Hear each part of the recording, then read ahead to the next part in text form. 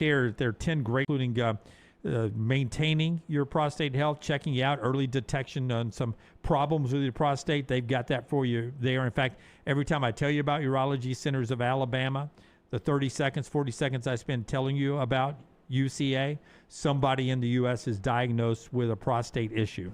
Just happens to almost every man in America. So stay on top of it and be in the best situation with our friends at Urology Centers of Alabama, urologycentersalabama.com. Are you guys, do heights bother you guys? Oh, my gosh. Yeah, I can't even watch this. But does it give you that weird tingle behind your balls? Nope. Behind my what? LT's Trash is presented by Bud Light. Easy to drink, easy to enjoy. Our friends at Bud Light. Nope. Lance said.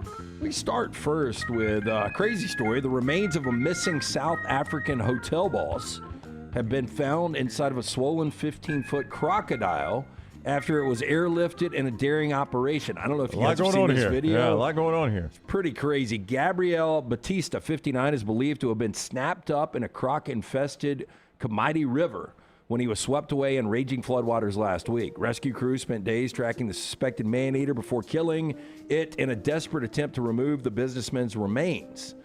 An insane video captured the massive reptile being hoisted from the river via a harness after a police commander was dropped down to retrieve the carnivore, said to weigh more than 1,000 pounds. Ouch. When authorities eventually sliced open the croc's swollen belly, they discovered 2 severed arms, half a rib cage, chunks of flesh. A ring believed to belong to the victim was found on one of the fingers. So they think that there's no foul play here. Somebody didn't kill him and then throw him in.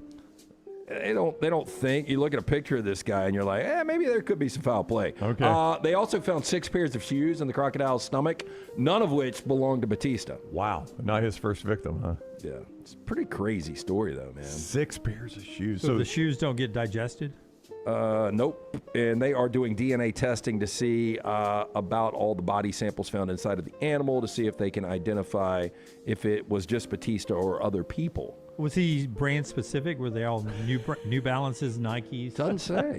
I'll tell you, man, New Balance is big overseas. Are they really? Oh, massive. We've got a food blogger has created a translucent fried chicken recipe that turns crispy wings into edible works of art, and it's just as bizarre as it is beautiful. And you see the photos over there, the video. Now, the so-called unorthodox food blogger known as Kai Nan is known for making weird and wonderful food creations, but it's his nearly invisible fried chicken wings that have been going viral online. March 25th, the content creator uploaded a video titled, "I want to make the fried chicken transparent, but the result is strange." And boy, does he deliver upon that title. Now, during the clip, Viral Chef shows how both the chicken meat bone and crispy outer shell are made into translucent versions of themselves. First up was the bone, which Kai Nan replicated using a mixture of bone marrow, collagen, cold gel. Placed these into the chicken bone-shaped molds and let them set before turning his eye to the meat itself. It's here where the food scientist gets a little bit more technical, using a sci-fi contraption that turns the chicken meat into a watery liquid. It's kind of like a soup that has the essence of a chicken wings flavor, but no physical structure. Sounds disgusting. Yeah, it really does. I feel like we wasted a lot of time doing this for this guy, but I'm sure he got the views. Next Round shirts, Next Round hoodies, and Next Round hats all in one place, nextround.store. Find your favorite piece of gear from your favorite show and put it in your rotation. You never know, you might be in one of our videos showing Next Round gear being worn all over the world. Find all of your favorite Next Round gear by visiting nextround.store. Place an order for you and that big Next Round fan in your life at nextround.store. Look your best at work, at school, at the stadium, or anywhere you go wearing Next Round gear from nextround.store. From driveways to interstates, accidents happen fast. The insurance company's response? Here's our offer. Take it or leave it. Leave it. Call Alexander Shannara Trial Attorneys. Over 250,000 clients. And no, they don't accept lowball offers. They fight, they win. Over $2 billion recovered. Call now for a free consultation. 659-777-7777 or alexwins.law. Physical office location, Birmingham. Jim Dunaway, Lance Taylor, Ryan Brown. The Next Round, presented by Bud Light, is on now. Welcome in. It's a Thursday on the next round. He is Lance Taylor. I'm Ryan Brown. Jim Dunaway off for a few days as his wife is graduating from college. He is about to no longer be sleeping with a college student. His wife's going to be a college interesting graduate. angle. Well, I mean, it's true. I sleep with a nurse often. I mean, I'm just saying. All of that is accurate. All of that is accurate. I know how the back room likes to twist my words, but those are accurate words right there, back room. I mean, how would I twist it? You couldn't. I said what I said. So Jim Dunaway. Stay silent on my front. Jim Dunaway. I stopped. Yeah. Jim Dunaway is on his way to see his wife graduate from college. Congrats to Maggie. That has been a lot of hard work and a lot of back and forth from Duke.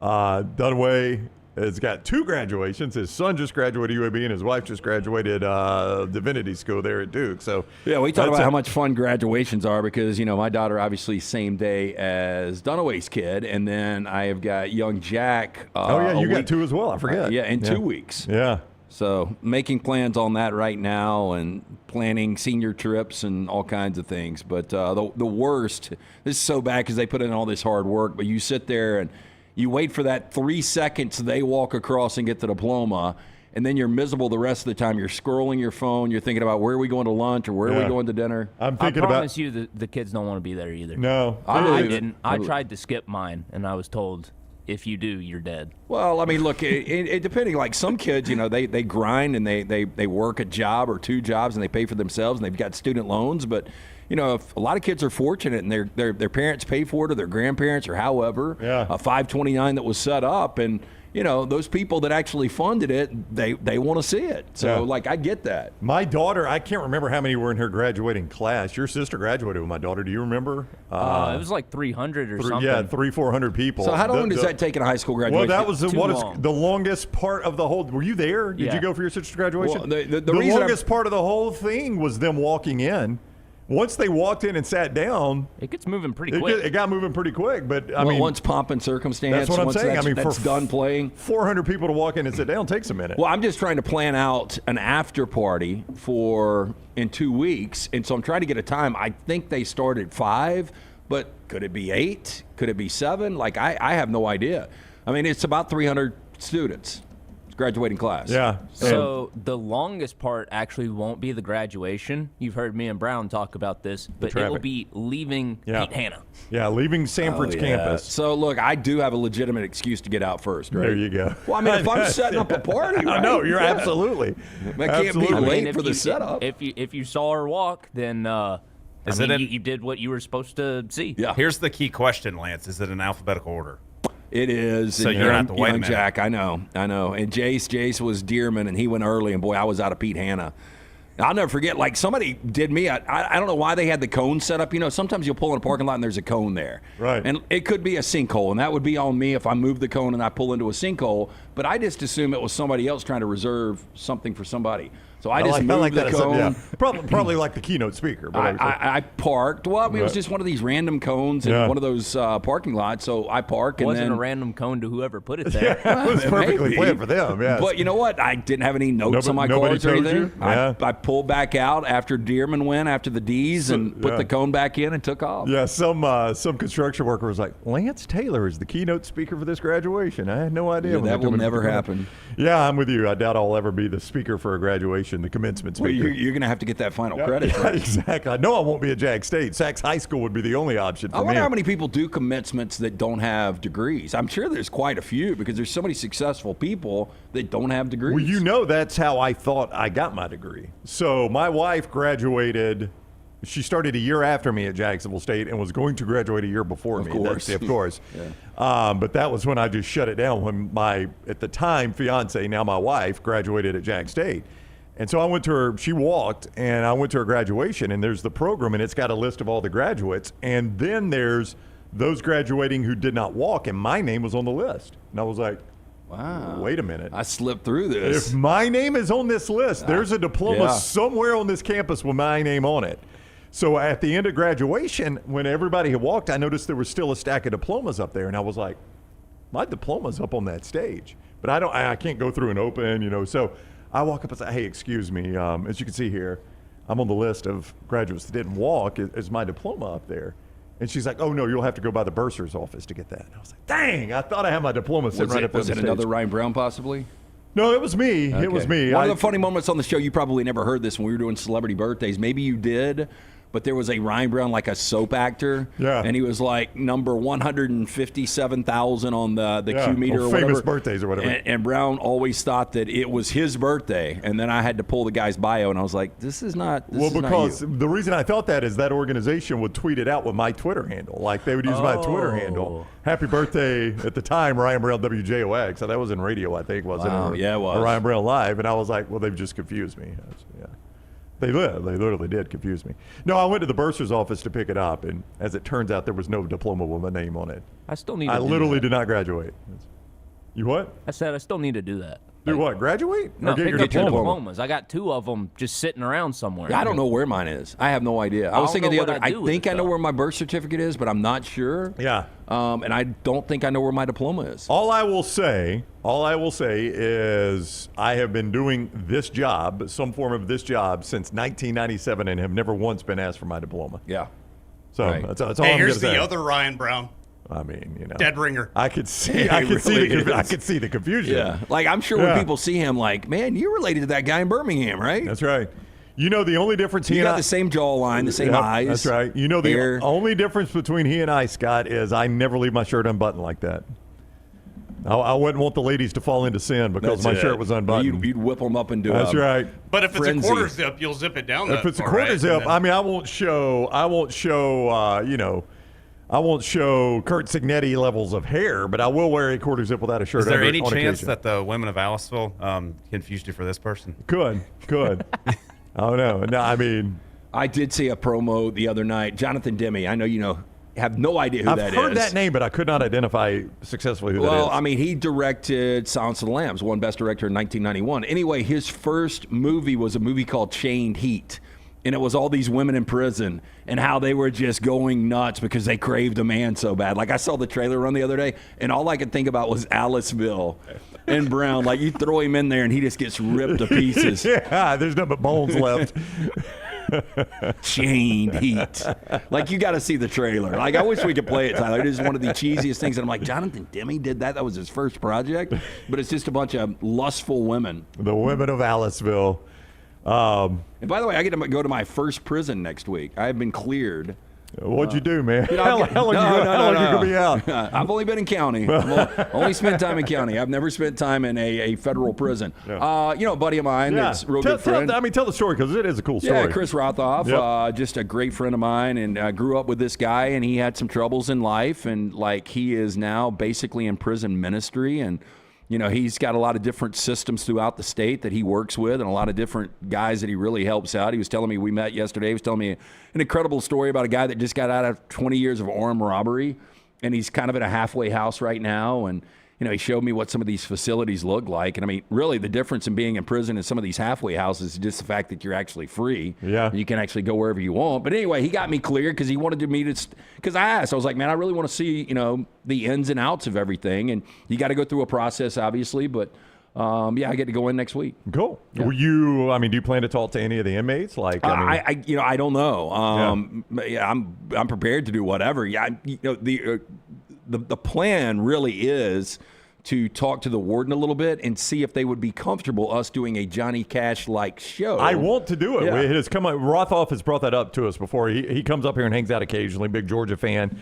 Super, super nice guy, and we all pull for him because of, you know, It's an incredible story. a guy that turned his life around. Yeah. And I'm always going to pull for those people that are turning their life around to keep going in the right direction, and he's trying to help people that went down the same road he went. So we're big fans of him, and we've always talked to Rothoff about, you think we could get cleared to do our show from a prison like Johnny Cash did? I think it would be fun. Yeah. I am all about it. I've got a feeling that ultimately we will be cleared to do that. We'll see, and we'll see which system we're set up with, but I'm working on it. Yeah. I mean, there are some hoops we have to jump. We might have to do it. I want to do Aliceville. I want you to do a Chippendale dance at Aliceville. Yeah, that might get shut down. Yes. We could do a next reel from there too. Yeah, we could. That's right. Best prison what's the- movies. Best prison best prison movies. movies. Yeah. Wait, Shawshank. We got to Shawshank's exclude number that, one. right? Yeah. Shawshank is it's just a given that it is the Startup. prison Startup is Because what you need to see. I was just thinking as you were talking about going to halfway house, one of my favorite, I think it's one of the best scenes in Shawshank is after they tar the roof and they get the buckets of beer and they're just sitting there enjoying beer on the outside. Yeah, with the sun shining in their faces. And just imagine, like, that is just a minute of freedom. That was the greatest moment they had the whole time, is just a minute of freedom. And that's the way it's got to feel when you get to a halfway house. Like, you just sit out and drink a beer under the sun, and like, I'm somewhat of a free man. Yeah, and it's really sad, though, for a lot of these guys like Brooks. You get institutionalized, and you get used to a way of life. Not our Brooks, the Brooks from Chelsea. Yeah. Hey, if we do a jail show, we got to promote it something like the Chained Heat poster here. Yes. Look at this thing. Chained Heat is a great name for a prison movie. I'm trying to use my 2015 What Free Women Did. Am I on so far to go to the – just read it for me. What is it? It's so small. What free women did to get in this prison is nothing compared to what they'll do to get out. What they'll do to get out. Oh, I was looking at the black print underneath the silhouette there. I can't see that either. 2,000 women stripped of everything they had except the courage to survive. How did this not win an Oscar? Now, do you think most Aliceville women have that silhouette? I have heard. All right, since I was told that the Aliceville women liked. So.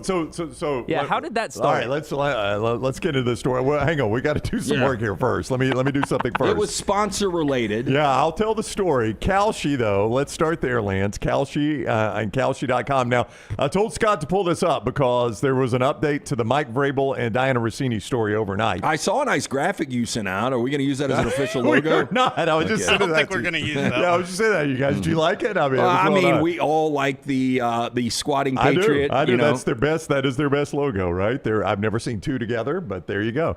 So Mike Vrabel and Diana Rossini. I mean, I don't care about the outcome of this story, honestly, but they rented a boat together while she was pregnant in Nashville, and that is the latest shoot or drop. And apparently, on the heels of that, no pun intended, I was reading Darren Ravel saying that this market right here on Kalshi has spiked, whether or not Mike Vrabel will coach the Patriots week 1. There was a ton of action on that after that report dropped for some reason. Yeah, I think the teammates, though, internally, I think the team absolutely loves Vrabel. I think his owner and Robert Kraft, who, by the way, has had his own troubles, I think he loves Vrabel. So I think Vrabel is almost look, it's hypocritical in a sense that Vrabel bitched and complained about a guy like Stephon Diggs being such a distraction. I can't remember a distraction that has lasted this long with an organization. I'm sure there's other examples out there. And there's so many things that I don't know what to believe and what not. Like Rossini's husband is demanding a DNA test now for the two kids. The baby this team, Michael. I'm sure there's a lot of different positions you could take at Kalshi. Prediction markets available not only in sports, politics, pop culture.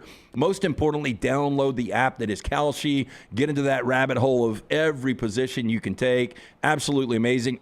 Available in all 50 states legally, Brown. It is, and you can either go to Kalshi.com or download the Kalshi app and use code TNR when you do that. That gets you $10 on your first $10 position. Code TNR at Kalshi.com or with the Kalshi app. That's when you use code TNR. That helps us a ton. It helps you save helps you as well. It's a great bonus there. $10 on your first $10 position with our friends at Kalshi, Kalshi.com, and the Kalshi app, code TNR.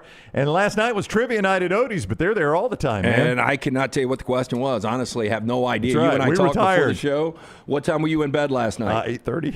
I was in bed at 9 o'clock. Old man time for me. Yeah, I mean, we took advantage of our first night off from Odie's Team Trivia, getting in the sheets a little early. But look, get out there. It is so much fun. Birmingham Institution, not only for the trivia, live music every Friday and Saturday. If you're looking for a place to watch NBA playoffs and enjoy great food, you can do it. Rodney Davis has been doing that food for almost 4 decades. The award-winning wings, delicious burgers, fantastic sandwiches, ice-cold beer buckets full of the Bud Light. Again, 2 locations, the original in Crestline, newest location in Edgewood, right there on Broadway and Homewood. Get in, see Will Haver and that great staff. Birmingham Institution, it's Odie's Tavern. All right, we're all over the place here, but before I get to Aliceville. I see the trailer. Yeah, I know. Before I get to that, I had not thought of this angle. Nicholas and Royal Payne both bring up the fact that Vrabel was very outspoken against Trayvon Henderson, if you remember that story. Well, I remember the Stephon Diggs because, Diggs just went through a strangulation case where I think it got dismissed. He was found not guilty. Yeah. And you wonder if one of those players he came out so strong against was the one that was like, okay, 2 can play this game. Yeah. I got some I got some damning information on you too, and I'll share with TMZ. I not thought of that angle. I don't know. I'm sure it wasn't a secret in some of the circles in the NFL. I don't know if the players knew or not. But what's so amazing is how cavalier they are with Vrabel being. Imagine going and renting a boat with a very visible ESPN reporter.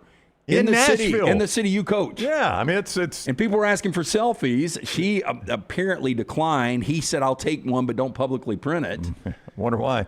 I just what's amazing. What to me kind of boat was it? Was it like a ski boat? Do you know? I don't know. Paddle boat? Were they just out on a pond in a paddle boat? Yeah, maybe. I mean, it could have been from The Notebook. That little boat in the rain. I don't know. I don't understand these I told you Gone in the Night or whatever, the Michelle McNamara, the incredible true crime HBO, where you got these true crime sleuths that are out there doing podcasts and they're trying to solve crimes. That's a good hobby. Why you would want to dig and find dirt on Vrabel and Rossini? I'm with you 100%. Yeah, how bored do you have to be in life to be able to, just day in, day out be looking for receipts? I don't want the marriage to fall apart. I don't want that to happen to anyone, honestly. And her marriage or his, that's their own personal life. I mean, the only thing, if he's not the coach of the Patriots, I care. That's a team in my division. I mean, that's a big deal, and they're a Super Bowl contender. I mean, I do think that's a big story, but I just can't imagine, to your point, when your owner has the history he has, how Mike Vrabel doesn't coach. Come on. And so the Kalshi numbers are moving? Well, it was just the volume of positions on that had spiked overnight, according to Darren Ravel. That there was a huge increase in the volume after that story. That's the only reason I brought it up. Pat, I don't see any angle what could actually resurface in that story. Even if, I hate to even say this aloud, let's say the paternity test, let's say there's one out there and it goes a different direction. He's still the head coach. Yeah. What would it take for him not to be the head coach? I can't imagine. I mean, because everybody talks about, there's no morality clauses really. Distractions. I don't see this as a distraction. You think the Patriots are going to play worse because of this? Now, he had to miss a day of the draft. That's pretty. That was stupid. It was the dumbest slap on the wrist. That was it wasn't a punishment. He went to counseling. I think that was the wife we're doing it this day. Well, we got the draft that day.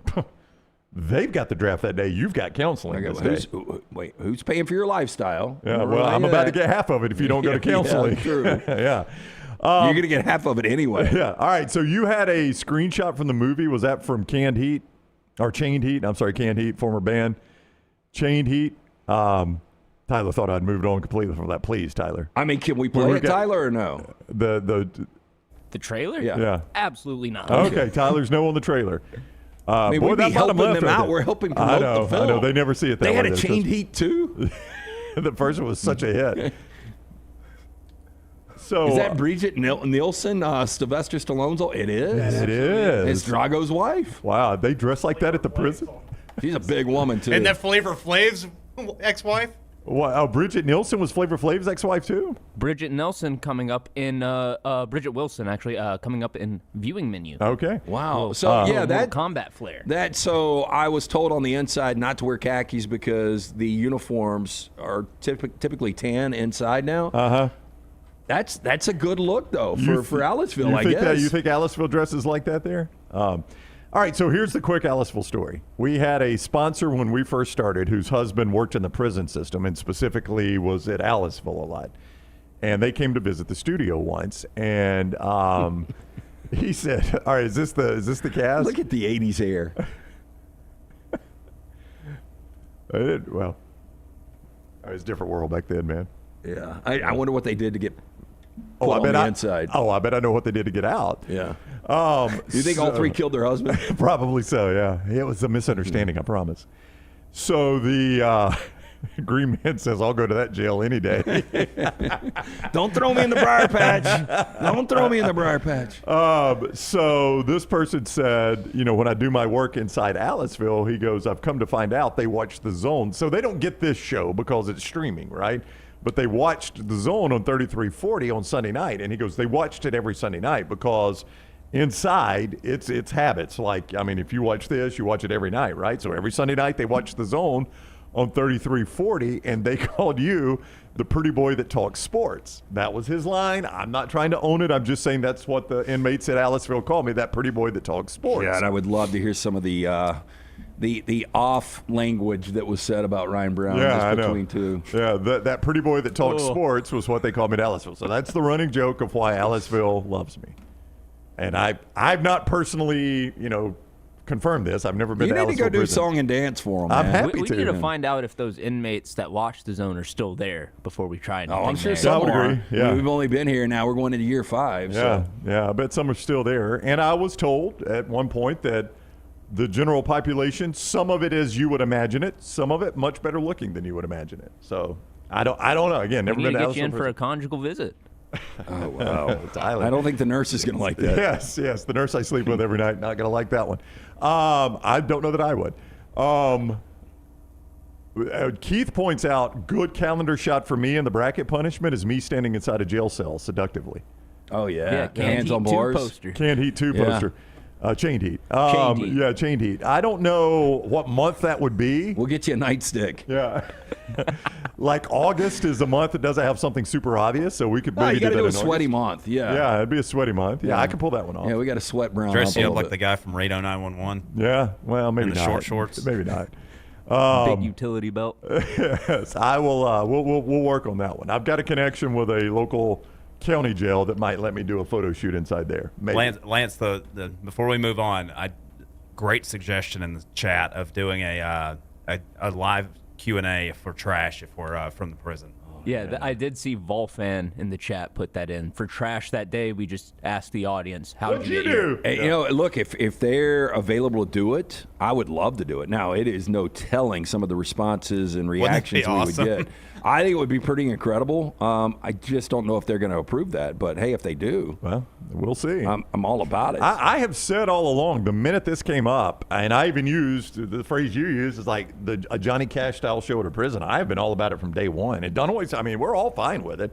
I think it's just the prison system that's got to approve us. of doing it. They're the ones that are going to have to actually give the thumbs up. Yeah. So we'll see if we ever pull that off. I honestly have no earthly idea where I was going to start this show because that was 20 minutes I did not have scripted out there, so I can't even remember where I was going to start. I think I was going to start right here.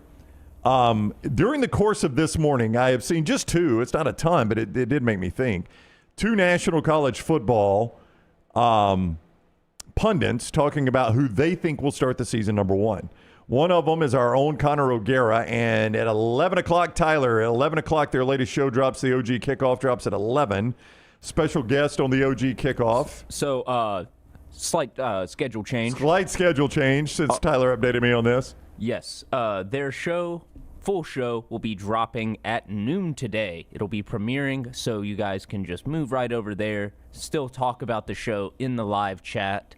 But, yeah, you can watch the full OG Kickoff later today at noon, where they will be interviewing former Georgia Tech head coach Jeff Collins. Jeff Collins, the latest guest on the OG Kickoff. You see some of it there with Connor O'Gara talking to the former Georgia Tech head coach and Alabama and Florida Mississippi State defensive coordinator, Jeff Collins, with the OG Kickoff. So Connor was one of the guys. Brad Crawford of CBS Sports, another one of the guys. Those are the two I saw. Perhaps there are more because this was kind of a discussion for some reason this morning on Twitter.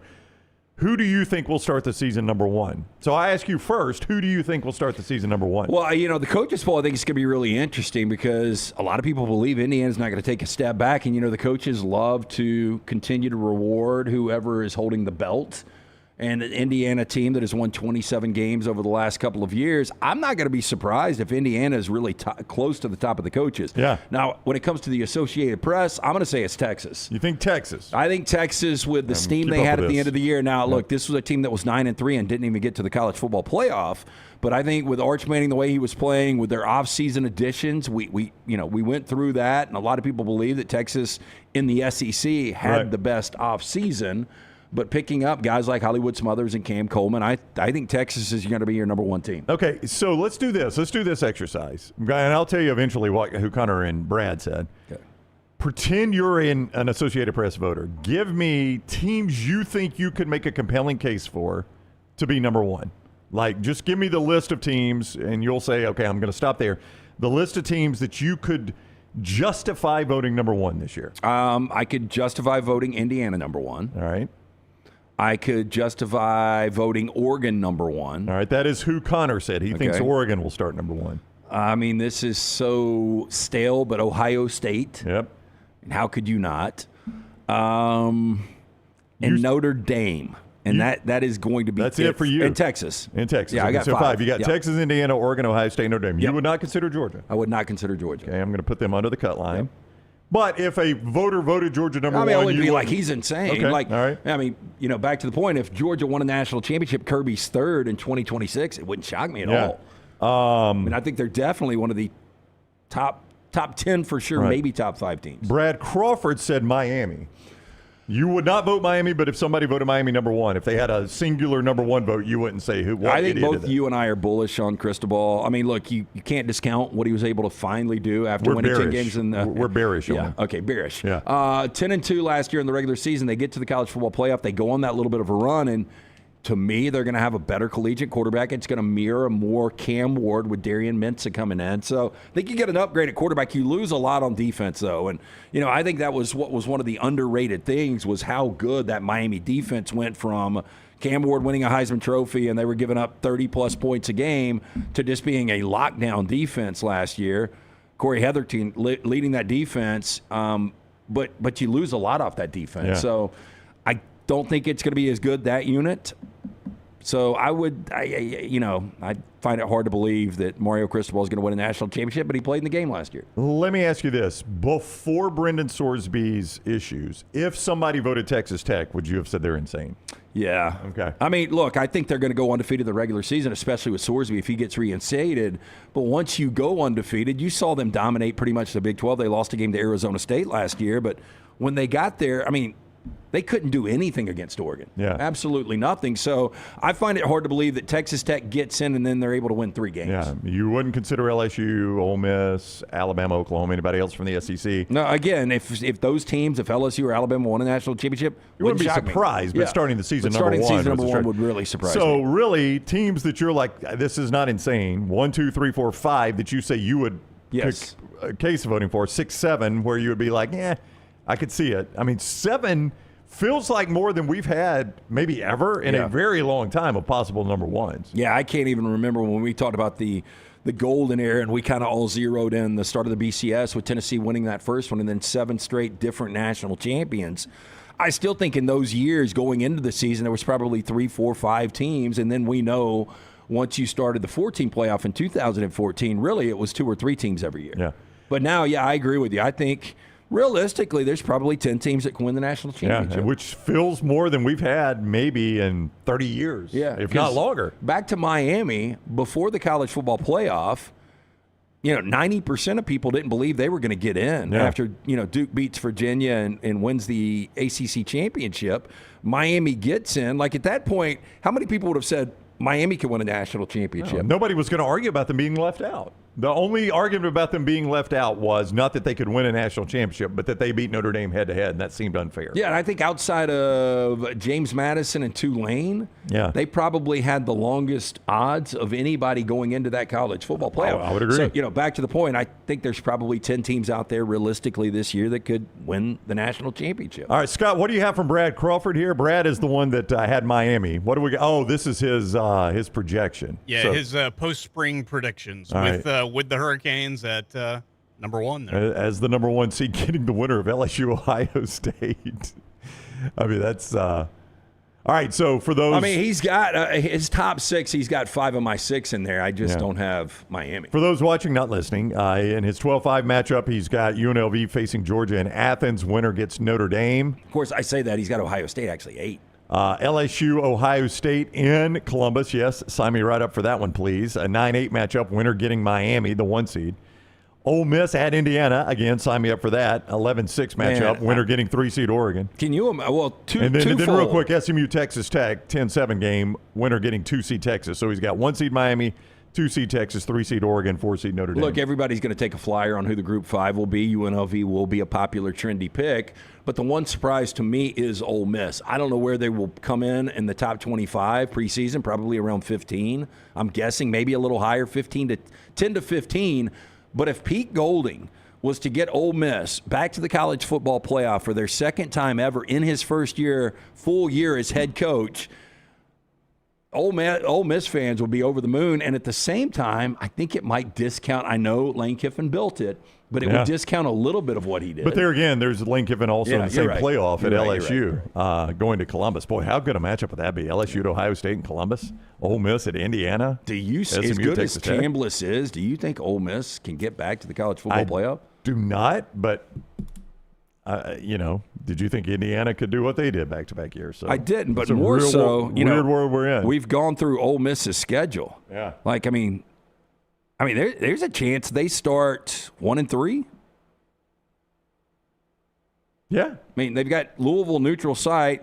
Charlotte will give them that win. Then they've got LSU, and they go to Florida. 100%. Then they got to go to Vandy. They've got Missouri at Texas. Yeah. And then they've still got Georgia at Oklahoma. Their schedule's pretty brutal. Yeah.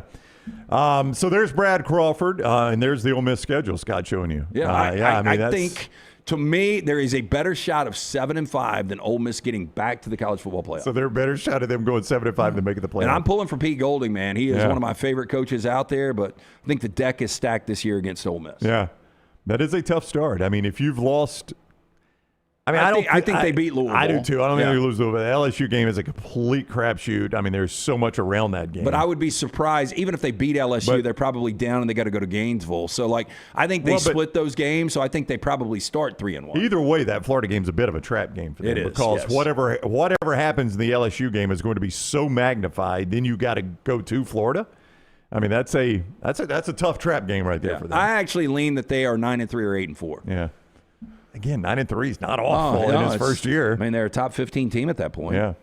All right, update for everyone watching, listening, and working on the show. There was a change in Birmingham Stallions practice. So Dorian Thompson-Robinson, DTR, is going to join us at 10 o'clock instead of 11 o'clock. You saw it on the scroll at 11. DTR going to be with us at 10. So we'll talk with him coming up in about half an hour if you're watching us live. As we go to break, a reminder, today is a big day down at our friends at Uptown, because guess what is here today? It is the World Cup Trophy presented by Coca-Cola. 2 to 6 this afternoon.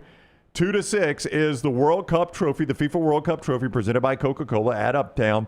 It is the official FIFA World Cup Trophy Tour presented by Coca-Cola, and it is a once-in-a-lifetime opportunity for you to get a photo with the iconic trophy. You can go down to Uptown today, 2 to 6, and get that photo with our friends at Coca-Cola, the official FIFA World Cup Trophy Tour presented by Coca-Cola, because fan work is thirsty work.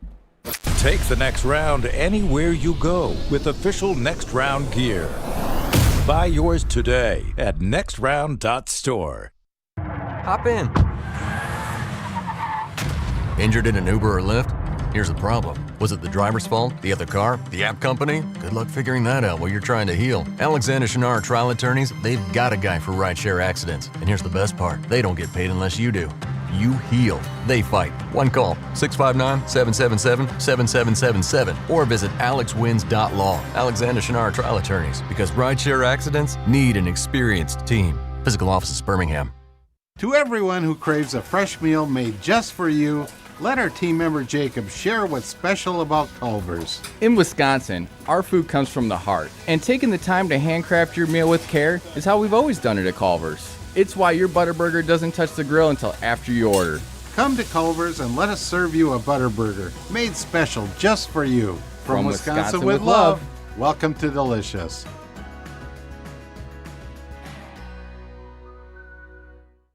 At Central State Bank, we are large enough to serve you and small enough to know you. Manage your money with ease, whether it's mobile banking, hassle-free checking, competitive loans, business solutions, or personalized financial advice. We're your hometown bank with big-time service. Visit us today and experience banking made simple, because at Central State Bank, you come first. Member FDIC. Never miss anything from the next round when you listen on demand through the podcast platform of your choice, Apple, Spotify, iHeart, or Google Podcast, wherever you listen. Always like, follow, subscribe, turn on automatic download so you can catch every part of the next round. Listen anywhere in the world, anytime on the Next Round podcast feed, and support the show by following, subscribing, and turning on automatic downloads on any podcast platform. Listen anywhere in the world, anytime on the Next Round podcast feed. Thanks for always making the next round a big part of your day. Hey, for all of your IT and printing needs, reach out to our friends at Xerox Business Solutions. Look, I'm still one of those old school guys. I print my notes every single day for the show. If you watch the show here on the Next Round, you see all the notes in front of me. From day one, Xerox Business Solutions, they've been with us here at the Next Round. Local for over 45 years. For all of your IT and printing needs, visit XeroxBusinessSolutions.com or call 205-969-3000. That's 205-969-3000. Remember the name Way to Wellness if you're battling weight loss in your life. I'm Jim Dunaway from the Next Round. There was a time I was over 216 pounds until Way to Wellness helped me lose 45 pounds, and now for over 2 years, they've helped me keep that weight off. Here's their website, aplanforme.com, aplanforme.com. That's a great name for a website because there's no cookie-cutter plan. Everything is designed specifically for you. No contract, no sign-up fees, and your first consultation is free at Way to Wellness. Stop by the New York Butcher Shop and pick up the finest in certified Angus prime beef steaks and burgers, premium pork chops, ribs, and all-natural chicken cut to order just for you. Their chef-prepared entrees and side dishes are the perfect dinner-to-go choice for your family and are ready to heat at home. With a great selection of fine wines and desserts, the New York Butcher Shop is your one-stop dinner shop. 2 locations to serve you, Cahaba Heights and on Highway 119 in Greystone. The New York Butcher Shop, rare quality, well-done service. Birmingham, it's official. The FIFA World Cup Trophy Tour by Coca-Cola is coming to town. On Thursday, May 7th, head to Uptown from 2 to 6 for your chance to get a free photo with the iconic FIFA World Cup original trophy. It's a once-in-a-lifetime moment for fans of all ages. Again, Thursday, May 7th at Uptown from 2 to 6. Your chance to get the free photo with the iconic FIFA World Cup original trophy. The FIFA World Cup Trophy Tour by Coca-Cola, because fan work is thirsty work.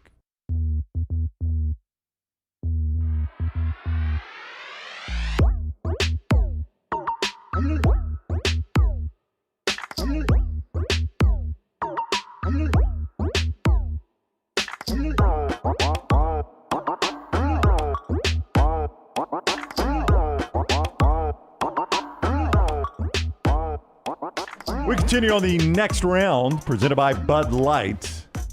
One college football coach, it was in an ESPN article, and I don't know, I'm going to guess you didn't read the article, because I didn't, but it was in an ESPN article, and it was buried deep in the article. One current college football coach, major program, revealed that in 2021, he took the Detroit Lions job and then changed his mind. Do you know who this coach is? Current college football coach, major program. He is a current college football. The Detroit Lions. He took the Detroit Lions job in 2021, changed his mind, and went back to the job he had at that time. Oh, it's got to be a big name. 2021. What year did Sark take over Texas? I don't know, but that is an incorrect guess. I'll go Lincoln Riley. It is not Lincoln Riley. Okay. It is not Sark.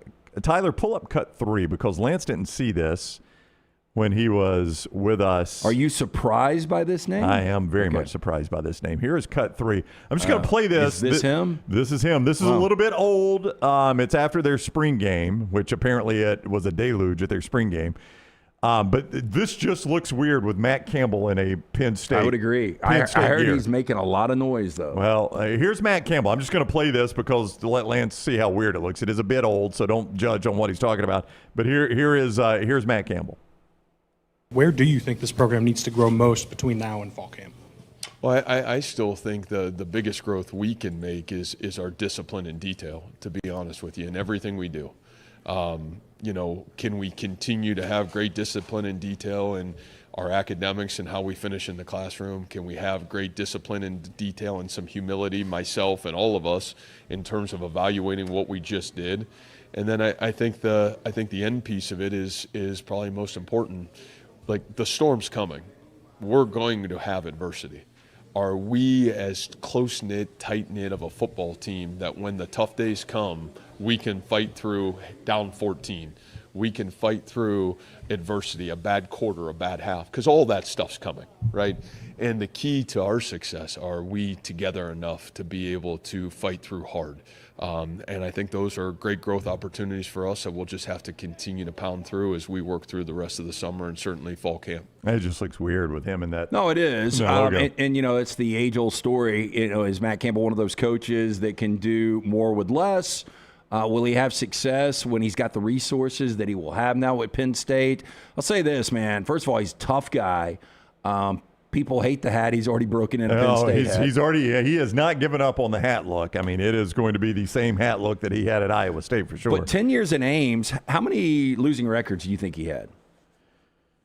10 years at Ames? Yeah. By the way, I think everybody forgets how difficult this job is. Oh, it's one of the worst in football. It was probably the worst Power 5 job out there. That one, Kansas State, Indiana. I mean, those were in – now, Kansas State, Bill Snyder turned it down. I'm not saying at the same time they were bad. I'm just saying historically – those have been some of the worst power programs in all of football. Yeah, I mean, outside of the Seneca Wallace years. Yeah, which was Dan McCarney. I mean, that was like 7-6, those Shreveport games. I would say 6 winning seasons, 4 losing seasons in 10 years. Okay, first was a losing season, which you would give him I'm that. assuming he started bad. 3-9.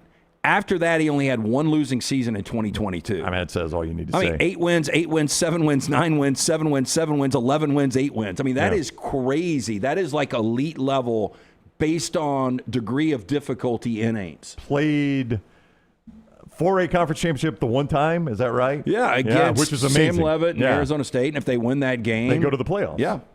Instead, it was Arizona State, and they had a shot to win that game, did they not? Or was it? Did it get away from them in the second half? It got away from them kind of in the first half. Oh, you know what I was thinking of was the Baylor championship game. Was that Oak State? Oak State and Baylor, I guess. Yeah. Yeah. This was where Sam Leavitt and Cam Scatterboot just were playing, out of their minds, and then they took Texas to triple overtime. But to think about, Iowa State had a top 10 finish in 2020. They finished number 9, and in that season where they lost to Texas to Arizona State, Big 12 championship game, they finished 15 in both polls. So he's got 2 top 15 finishes at Iowa State. Wow. I mean, I don't know what he's going to do at Penn State. I really do not. When we show you a graphic that Brooks put together a little bit later, to put in perspective, it's going to be an improvement. Over the last 10 years, I would say Iowa State has more wins than the Auburn Tigers. Over the last 10 years? Yeah, I think Iowa State maybe has more wins than Tennessee. Iowa State and Florida is going to be close. This might be another graphic that Brooks can create back there. I just think, is it not fascinating that Iowa State could have a better 10-year? Like, that's a big sample size in college football. How many coaches make it 10 years? Let's go, Scott. We can go back to the schedule there, Scott, real quick. He's going to start 3-0. Matt Campbell is. In fact, he's going to start 4-0. In fact, he's going to start 5-0. Yeah. Marshall at Temple, Buffalo, Wisconsin at Northwestern. So he should be 5-0. Then you get USC at your place. USC coming to town. I love that, though, because by then Penn State at 5-0 is probably in the top 8. Yep. That's by the way, I haven't looked at the schedule on October 10th. That's a west to east travel for USC, and it would not surprise me if that's your big noon kick. Probably is. Penn State playing USC, especially if Penn State's 5-0, if USC's got, a good record. Then you're at Michigan. It's probably, it's a tough game. I mean, it's a winnable game. You got to buy in there. Then you got Purdue. They've only got 3 really tough games. If I'm set up for a pretty good record. Yeah. You've got a veteran quarterback in Rocco Beck who underachieved last year. If I'm a Penn State fan with the money we're paying you, and by the way, he is making a little noise in the offseason, I would think the worst case should be 10-2. You should get to a college football playoff. By the way, here's how that story turned out. The Lions apparently were in the Campbell's portion of their phone book and just hired Dan Campbell. That was the coach the Lions ended up hiring, in case you've forgotten, who has had as much success as Lions head coach as anybody ever has. Well, I think a lot of that is Brad Holmes, your general manager, and what they've been able to, the ability to evaluate talent. I'm not going to take anything away from Dan Campbell. I think I'm not nearly as big of a fan as Dan Campbell as a lot of people out there. The way he gambles, it looks great when it works out for him, but it can be a disaster on the other side. But if you would have told me when Dan Campbell got hired, I'm sure I said it like, this won't work out. And it's worked out to a very high degree. I mean, they should have gone to a Super Bowl a couple of years ago where they had a big halftime lead over San Francisco, and they blew that second half lead. How do you think Matt Campbell would have done in the NFL? You'll never know this. But no idea, because I wouldn't have thought Dan Campbell would do good. That's true. But it does seem like an odd fit of college coaches. He seems very collegiate to me, Matt Campbell. Yeah, I would agree. And, I don't know how that plays. But, I mean, Dan Campbell's kind of that way. Like, puts, head through wall. And Yeah, I don't know. I thought that was interesting. He said it in the interview. It's buried deep in an ESPN article about what you're talking about, the noise he's making in State College. What position do you think he played in college? Well, he seems, I don't know if this microphone is lower than a normal microphone, but he seems taller than I thought. He's long and rangy. Yeah, but he's still got the big bones. Like, if you really look at him, you can figure out. Okay, I'm just going to say, based on how much he's hunched over for this microphone, he's 6'4". Am I off on that? I think it's close. I think he might be 6'4". I'll go tight end. He was not a tight end. He was actually a defensive lineman. Oh. Yep, started at Pittsburgh, went to Mount Union. Yeah, bigger guy than you would think based on where they have the mic level there. They may need to adjust. I just think it's listed as 6'4", 284. Okay. He's 284 now? That was his stats when he was playing. Okay, yeah. I would think he's probably now. 225 now, 220. Brooks, with some quick research, he'll answer Lance's question after I tell you about Central State Bank, the bank that is big enough to serve you and meet every single need you have, anything from starting a business to buying a car. They got you covered right there at Central State Bank, but they're small enough to know you because they're a community bank. They are people that go to church where you go to church. Their kids go to school with your kids, play ball with your kids. At Central State Bank, it is a bank that is big enough to meet every need, but small enough to know you. Rooted in community, driven by relationships. Central State Bank, member FDIC. As we were talking about Matt Campbell potentially being the Lions coach in 2021, Lance brought up what he did at Iowa State and said, my gosh, how many schools is that better than over the last decade? Brooks, you've got the answer on some schools that might surprise you. Yeah, just some notable ones I picked out. So 72 and 55 the last 10 years. That was actually his entire tenure there. So that was Matt Campbell's record at Iowa State. Better record than Florida, Missouri, Kentucky, Auburn, Florida State, Texas Tech, Virginia Tech, Arizona State, South Carolina. I mean, that's pretty amazing. I mean, it really is. And Brooks, I think you probably remember how bad that Iowa State program was. Well, I commented in the chat earlier. Gene Chizik was 5-19 there before he hired him. He was, and he got the Auburn job. Got the Auburn job off of it. Everybody was like, 5-19 at Iowa State, guys. I mean, Paul Rhodes wasn't bad there. I think he went to a couple bowl games, but he did. And Dan McCarney, he had Seneca Wallace. I mean, Alabama played him in a bowl, a Shreveport Bowl. Did they not? Yeah. They faced Seneca Wallace. But by far, not even close. I mean, there's probably, I don't know how many programs you could do this with, but you look at Iowa State football, he is by far 100%. It's not even an argument. It's not subjective. He is by far their best coach in the history of their football program. You can't argue. Yeah, no, I'm 100% with you. And I think there's even some people out there that would argue against Saban, and they would argue Bear Bryant. I mean, there are some. A couple. Yeah, I mean, Florida State, you got Bobby Bowden. Nobody's going to argue against that one. Clemson, Dabo. Yeah, all the external stuff aside, Joe Paterno at Penn State, nobody's going to argue against that one. Kirby at Georgia. I mean, yeah. Some might argue Vince Dooley. I think they're wrong about it, but you might get some old hats that argue Vince Dooley. But, we talked about Florida, Urban Meyer, Steve Spurrier. It's like it's almost a photo finish. Yeah, as much as Spurrier did, Meyer did it on the national championship level. There's no doubt at Iowa State, though, it is Matt Campbell. And that was just an awful job when he took over. I want to go back up to this because Royal Payne says, this sounds crazy, but I think this is a win-win for Penn State and Virginia Tech. I think both schools are going to be better. Penn State with Matt Campbell, Virginia Tech with James Franklin. I don't disagree at all. And I thought it was interesting because the first question he was asked, and I forgot what it was, but I thought the answer was going to be, we've got to beat teams of substance. But I think that would have been too much of a direct shot at James Franklin.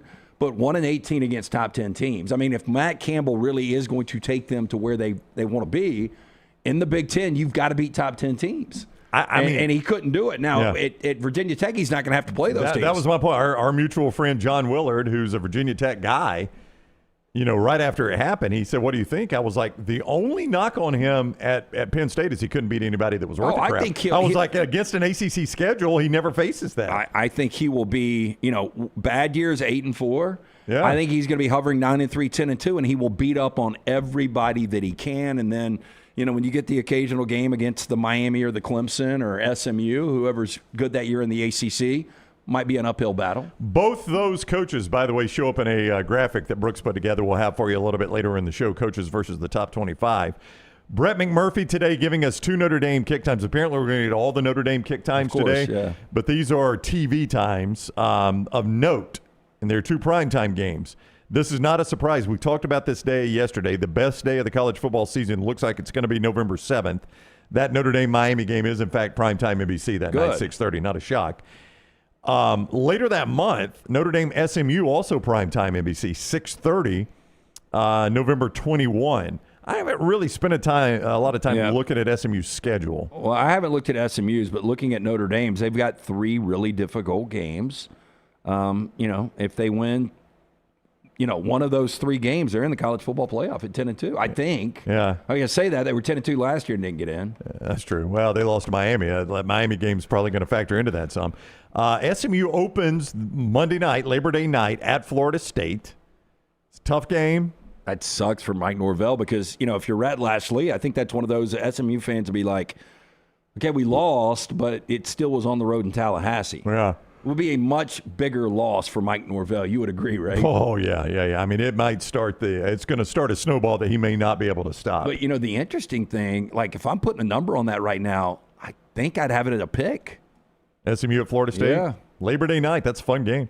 UC Davis on the bounce-back game, that's what you play the Saturday after you play the Labor Day night game. But then they're at Louisville the next Saturday. I mean, there's a 3-0 start there. There's a 2-1 start and a 1-2. Yeah. I don't know. I mean, that's a tough start. But if they can survive that, listen to the rest of this schedule before they get to Notre Dame.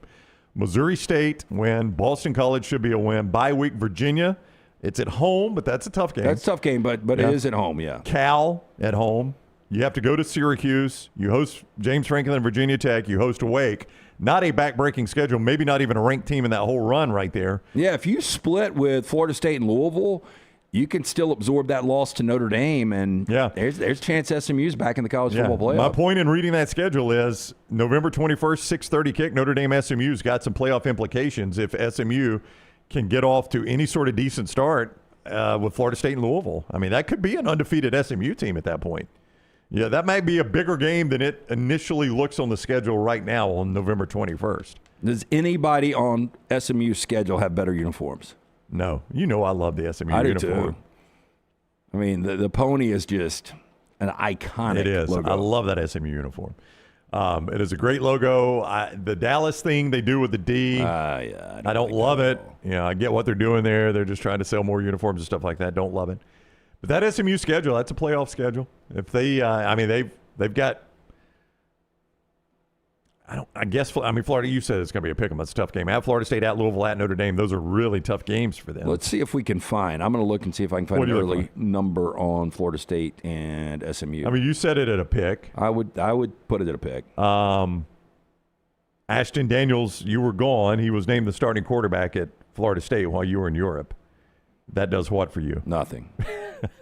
Again, I've been hard on the kid. And he was unbelievable against Vanderbilt. Against Vanderbilt. That's the one good start he had was against Vanderbilt, and he was terrific. So that's going to be who Florida State is starting in that game, Ashton Daniels. Florida State favored 4.5, it says right here. So you think you got value in SMU then? Is that the way you would look at that based on what you thought? Total set between 46, 47. This is interesting. So is that game? It's not September 28th. No, it's Labor Day night. Okay. Well, this one says most recent SMU Florida State. This might have been last year then, but it says September 28th, 2026. Florida State favored 4.5. The final score was SMU 42-16. I'm just like, if I've got an app that can give me future prediction scores that are accurate, I'm going to go on and tap out of this. We may have seen the last of you. Yeah, you never see me again. We may have seen the last of Lance. Well, can you give me – well, I can go back and look. So let's see if it was 42-16 last year. I'll tell them about Alexander Shinara while you do that. Shinara.com. That is the place to go when you're in need of any legal assistance. You don't pay a dime unless they win your case with Alexander Shinara Trial Attorneys. He's recovered more than $2 billion. That is billion with a B. You heard me right, $2 billion for his clients. And he's done it all while operating right here in his hometown of Birmingham, Alabama. He was born and bred in Birmingham and said, that is where I'm building my firm, and he has done just that. You don't pay a dime unless they win your case. Alexander Shinara, trial attorneys, Shinara.com, Shinara.com. So it was the year that SMU got to the college football playoff in 2024. They hosted Florida State and beat them 42-16. So I don't know how they got that off by 2 years. So that's what that's the last time they've played. So you think a pick 'em? I think a pick, yeah. Yeah. I mean, that's a fun Labor Day night game. I would agree. Florida State. We have gotten like really good Labor Day night games, have we not? Yeah, I mean, the more, though, we move away from good out-of-conference games, now that's a conference game, obviously, SMU and Florida State, but the more we move away from out-of-conference games, maybe the fewer of those we have, because last year's was not a good one. It had a lot of hype, if you'll remember, but it was North Carolina TCU. And we had a bunch of hype before the game, and all the people turned out to see Belichick, and TCU kicked them in the head. Oh, yeah. I mean, that was a whipping, especially in the second half. So we had one that had a lot of hype last year that did not deliver. It's really become the Sunday night before Labor Day. That's become your big spot for college football games. Yeah, we've had LSU and USC. Yeah. Who do we have this year? It's a big game. Last year was Miami and Notre Dame, right? Yep. SMU, Florida State's the Labor Day. No, that's Labor Day night, the Sunday before, bro. Notre Dame, Wisconsin, and Louisville, Ole Miss. Notre Dame, Wisconsin. Louisville, Ole Miss probably a better game. It's a better game, but I think Notre Dame, Wisconsin. And that's at Lambeau. Yeah, it's at Lambeau, and I think it might be your prime time. That is the only thing Wisconsin's They just announced the kickoff time. What time is it? It is a 6:30 kickoff. There you go. Prime time. I mean, trust me, I'll watch every play, but that game is going to probably be a beatdown. You want to talk about balls that start rolling that don't recover, Luke Fickles will start in that game. I mean, I've seen a point spread. It's 14 and a half. Yeah, it's in the teens. Yeah, I would lay it too right now. Yeah, right now I'd feel like that. All right, new Stallions quarterback Dorian Thompson-Robinson. You just knew him as DTR, the legend from UCLA. Played great at UCLA in the NFL. We'll talk some football with him. When we return, Greg from Pell City takes us to the break. Storm Restoration Roofing is our guy, Greg from Pell City. Listen, we just had some terrible storms come through, varying amounts of damage in different places of the Deep South. If you're anywhere in central Alabama and a storm did some damage last night or you had a bad storm come through, guys like Greg from Pell City, that's who you want on your roof checking it out. Storm Restoration Roofing, Greg from Pell City. You want him to come look at your roof, see if you have loose shingles, maybe some damage you're not aware of. He may climb down and give you great news, but in the event there is some damage, he knows how to deal with the insurance agencies and can make sure you get the coverage you need. 205-542-3531 is his number. That's his cell. 205-542-3531. Or just Storm Restoration Roofing. You can just Google that. You can find him on Facebook, Greg from Pell City. 205-542-3531. Get him on your roof. Make sure you don't have damage from the storms last night. He's our guy, Greg from Pell City, Storm Restoration Roofing. Follow Brownie on Twitter and Instagram at Ryan Brown Live.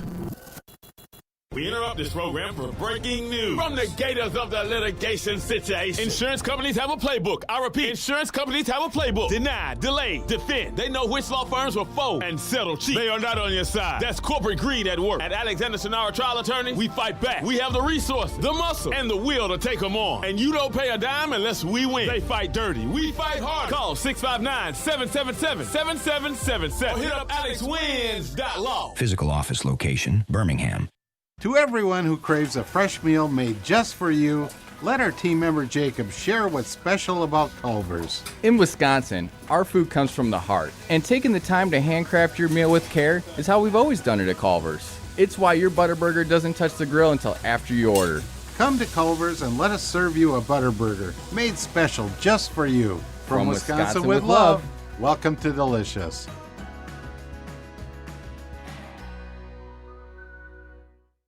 At Central State Bank, we are large enough to serve you and small enough to know you.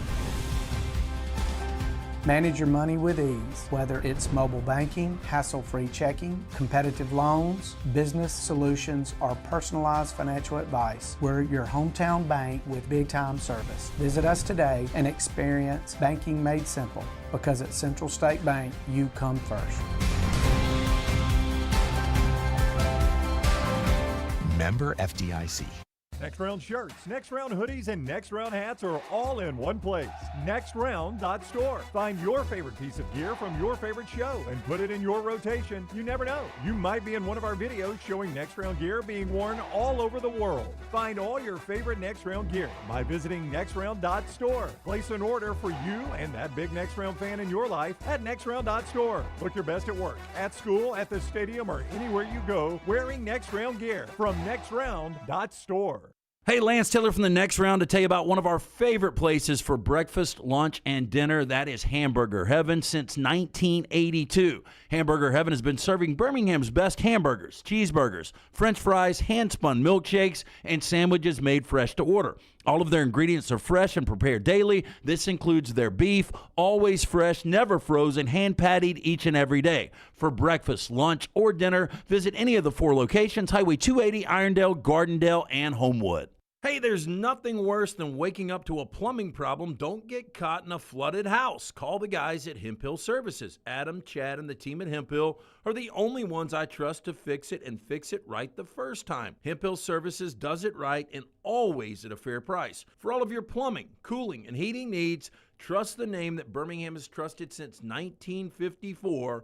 That is Hemphill Services. Call now, 205-229-2090. That's 205-229-2090. Storm season is here. Make sure you have a plan of action in place right now. Greg from Pell City and Storm Restoration Roofing should be your first call when storms hit. Insurance companies love working with Storm Restoration Roofing because of Greg Nelson's name and reputation in the industry. When storms hit, call Greg Nelson. He's local, 205-542-3531. He's the home of the free no-cost roof inspection. Greg from Pell City on Facebook, 205-542-3531. It's Storm Restoration Roofing. Birmingham, get ready to pregame with the Birmingham Legion FC at the Coca-Cola Soccer Block Party May 7th from 2 to 6 at Protective Stadium. Bring the whole family for music, giveaways, and tons of family football fun for free from 2 to 6 May 7th at Protective Stadium. After the party, the Birmingham Legion FC takes on Miami FC with kickoff at 7 o'clock. Tickets for the match are available at bhmlegion.com. Come kick it at Protective May 7th with the Birmingham Legion FC and enjoy ice-cold Coca-Cola because fan work is thirsty work. Jim Dunaway, Lance Taylor, Ryan Brown. The Next Round, presented by Bud Light, is on now. All right, let's get right to them. Starting quarterback Birmingham Stallions. They play host to the Dallas Renegades Saturday, 7 o'clock. You can see it locally on ABC 3340. Dorian Thompson-Robinson, or as he is affectionately called, DTR, with us on the show now. He's on the Alexander Schnarr Trial Attorneys Hotline. Are you actually cool with that nickname, DTR? Are you cool being called DTR? He's frozen. Yes, sir. What's going on, boss? Not much. Yeah, we got you now. I was just asking if you're cool with that nickname. Is that all right? Yeah, that's all good with me. All right. So when you found out that you were going to be a Birmingham Stallion, was I mean, I don't know what your perception of Birmingham was, and I know you don't spend a lot of time here being in the hub that is Arlington. Was your first visit ever to Birmingham when you guys played Orlando back a couple of weeks ago? Yes, sir. Yes, sir. That was my first time ever in the state of Alabama. Wow. So what are your initial thoughts? Yes, nothing but pastures and cows and rednecks? Yeah, no, I love it. I love it, man. I love getting to see different parts of the world. So I can definitely now be able to say I know a little bit of Alabama at least. Yeah. Before visiting Alabama, what was your favorite part of the world that you had seen? Ooh, good question. Probably Paris. You know, I go every year now. It's a staple of mine to go out there. So I definitely love France. Oh, you go every year. I mean, that's a pretty big flex right there. Yeah. So Paris every year for you, huh? Yeah, yes, sir. Well, I've heard I've never been to Paris, but I've heard the French cuisine is incredible. Do you love the French cuisine? Oh, I love it. I love it. The portions are a little small. You know, we do things a little bigger out here in the U.S., but no, I love it for sure. That's what I've heard. I've heard they do smaller portions and they kind of maybe get offended if you want more. So do you ever go double entree? Just like bring me 2 of those, please. Yeah. Sometimes I gotta get a little extra in me. You know, I'm a big guy. So let's talk about you growing up. So first of all, you were born in SEC country. Your mom was a professor at South Carolina. So you were born in Columbia. I don't know how long you were there. Did you grow up a fan of SEC football, and did you have one specific team that you actually pulled for? Yeah, it's funny. So my mom, before South Carolina, she was a graduate of Michigan. So we were actually Big Ten fans growing up. I was a big fan of the Ohio State, Michigan big game, and we watched that every year. So I was a Ohio State fan growing up, actually. Oh, Ohio State. Wait a minute. Ohio. She went to Michigan, but you were an Ohio State fan growing up? How did that work? Front runner. Yeah. DTR will be back with us in a moment. I think he's under the stadium. They're having some weather issues out there. All right, you're back with us.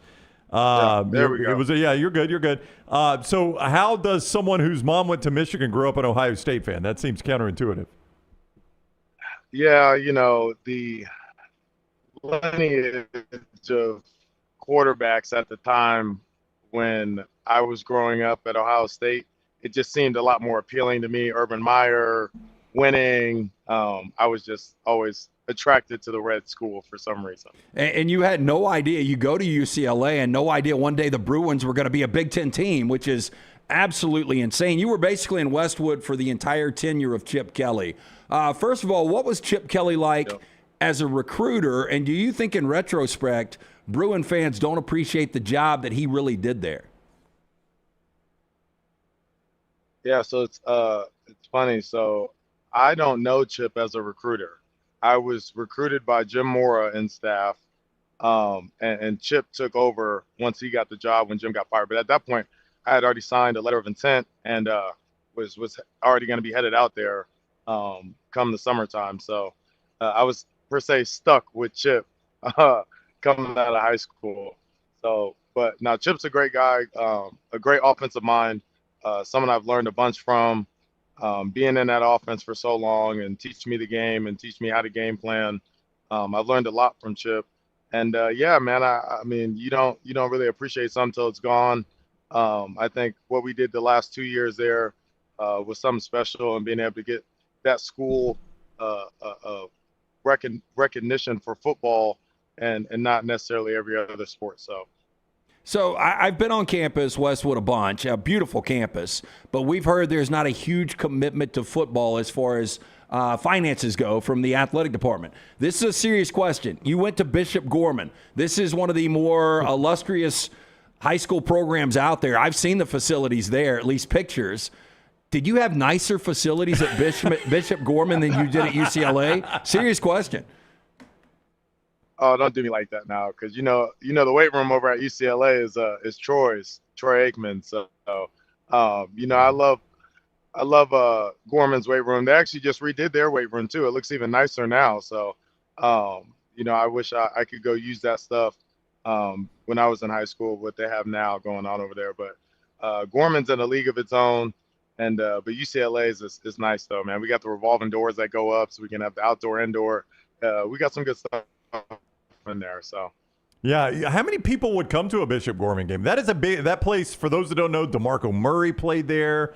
I'm trying to think of the famous names that played at Bishop Gorman. There's a lot of them. Yeah, I mean this guy right here. I mean DTR tore it up there, but I mean you guys have had some incredible players that come through there. What were the games like there? Yeah, they were awesome. We always started out the year, at least the first few games would be versus ranked opponents. They'd be on TV. Nike would always do something for us uniform-wise.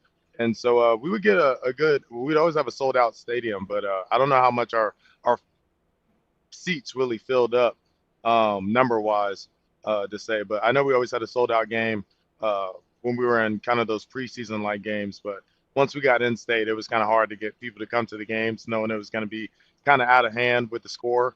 But definitely at the beginning of the year, it's always fun. Yeah, Roma Dunze, I've got a list now. Roma Dunze, Tate Martell. You remember Tate Martell? Yeah. He was an incredible high school football player. Miami or Ohio State and then flipped. It just didn't work out for him on the college level, but boy, in high school, he was something else. So that's a great program. So DTR had no discipline in high school. You were a world-class athlete, though, so you were probably a lot more disciplined. But like growing up in Las Vegas, did people stay away from the Strip? Were there a lot of parents that were like, hey, look, One of the rules is you can't go to the Vegas Strip, or did you guys take advantage of the Vegas Strip growing up? I'm not going to say we would, we would go down there and enjoy ourselves, whether it was at like the pool, like beach clubs, or whether it was down, like they would have a bunch of festivals and stuff down there for us to go to. But most of the stuff out there is over our age limit. So we couldn't even get into most of that stuff anyway. So we really never had a reason to go down there, especially when we were in season and had school and everything. So, hey, now that you're getting acclimated in the UFL, serious question here too. Could the best UFL team beat the best team when you played in the Pac-12?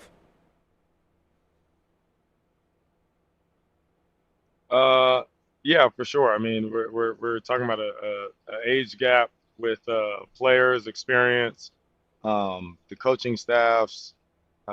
This is a pro game versus a college game, so depending on which field we use with the hashes, we'll give one of the teams an advantage. So. Oh yeah, that's true. You put hash marks on you. So your offense coordinator Tyler Siskey, friend of the show. We've known Tyler a while now. One of the worst mouths in a good way, because I've got a terrible potty mouth as well. Does he rank up there as far as like F-bombs with can he go toe-to-toe F-bombs with any coach you've ever played for? Yeah, for sure. I mean, I've only gotten a 2-week taste of it, but he's definitely he gets fired up in the meetings. Do you remember watching AJ play at Alabama? Did you grow up seeing him play some at Bama? Yeah, man, I do. I'm like, I forgot he had even played in this league because I only remember him from his Alabama days. And when he was at Houston with Deshaun, because I would talk with Deshaun about that. But other than that, though, I'm like, I don't even remember him being a battle hawk, and I remember A.J. McCarron, the Alabama national championship. So. Yeah, that's what he was. Dallas at Birmingham, Saturday, 7 o'clock, Protective Stadium, and you can see it locally on ABC 3340. Get your tickets, UFLStallions.com, UFLStallions.com. Since you played UCLA, are you an In-N-Out burger guy or not? It is polarizing, believe it or not. In-N-Out, thumbs up, thumbs down. Oh, my gosh. Major thumbs up. Major thumbs up. I actually, last time I was out there, I ate at the one it's basically right on your campus. So I don't know if that was the main one you ate. It was a pretty cool spot there. Yeah. That's probably the most popular one in that area, too. Yeah. So did you ever go to Pink's Hot Dogs? I've tried it. I'm not really a fan of hot dogs. That was a thumbs down right there. Give that one a thumbs down. Okay. I like both. All right, Dallas at Birmingham, Saturday, 7 o'clock. DTR, thank you for the time. Good luck in the game, man. We appreciate it. No, I appreciate you guys. Go Stallions. All right, buddy. Take care. Dorian Thompson-Robinson, the Stallions quarterback, with us on the Alexander Shinara Trial Attorneys Hotline. Speaking of Shinara. By the way, that's a guy that would have made a ton in NIL. Yeah. Like, unfortunately. He's a heck of a player. Yeah, he gets drafted. I think he was a 5th-round guy. Cleveland, he got some starts in the NFL, and now he's at the UFL. But the money he would have made, those were UCLA teams that were winning 8 and 9 games. That was a different, era of UCLA football. Yeah, it's nothing now like it was then. No, he's probably a $3 or $4 million quarterback. Yeah, probably so. Probably not playing at UCLA. Probably not. 3 or 4 million at a better school than UCLA. Speaking of Shinara, Tyler, let's hit that Shinara spotlight and talk a little bit more college football. The College Football Spotlight. The Shinara Spotlight presented each day by our guy, Alexander Shinara, Trial Attorneys. Here's the deal with our guy, Alexander Shinara. Born in Birmingham, grew up in Birmingham, went to UAB. And when he decided to start a firm that will become a nationally recognized firm, he could have done it anywhere. He decided to do it right here in his hometown of Birmingham. Now they've got 150 attorneys on staff. They employ more than 500 people. That's the type of firm you get with Alexander Shinara. So what does that tell you? He's not just some personal injury attorney. He does a tremendous job at that, one of the best in the world at that. But you know what else he handles? Fire and storm damage claims, maybe personal claims like workers' compensation. You get hit by a bus. Employment claims. If you do get hit by a bus, in the event that happens, he is a good one there. Shinara.com, Alexander Shinara, Trial Attorneys. You don't pay a dime unless they win your case at Alexander Shinara, Trial Attorneys. In the spotlight, let's go to Brooks' big, beautiful graphic from yesterday. Coaches versus the top 25. These are significant coaches. and their current record against the top 25. There's a lot that jumps out at me on this, but Brooks, of course, uses the photo of Curt Cignetti, who, win percentage-wise, Lance, against the top 25 is hard to argue. I mean, 7-2 is incredible. It's pretty amazing. I know he's in the Big Ten, but the schedule was so bad in year one that he's had opportunities. Now, I would assume maybe there's a ranked one or two that he played when he was at JMU.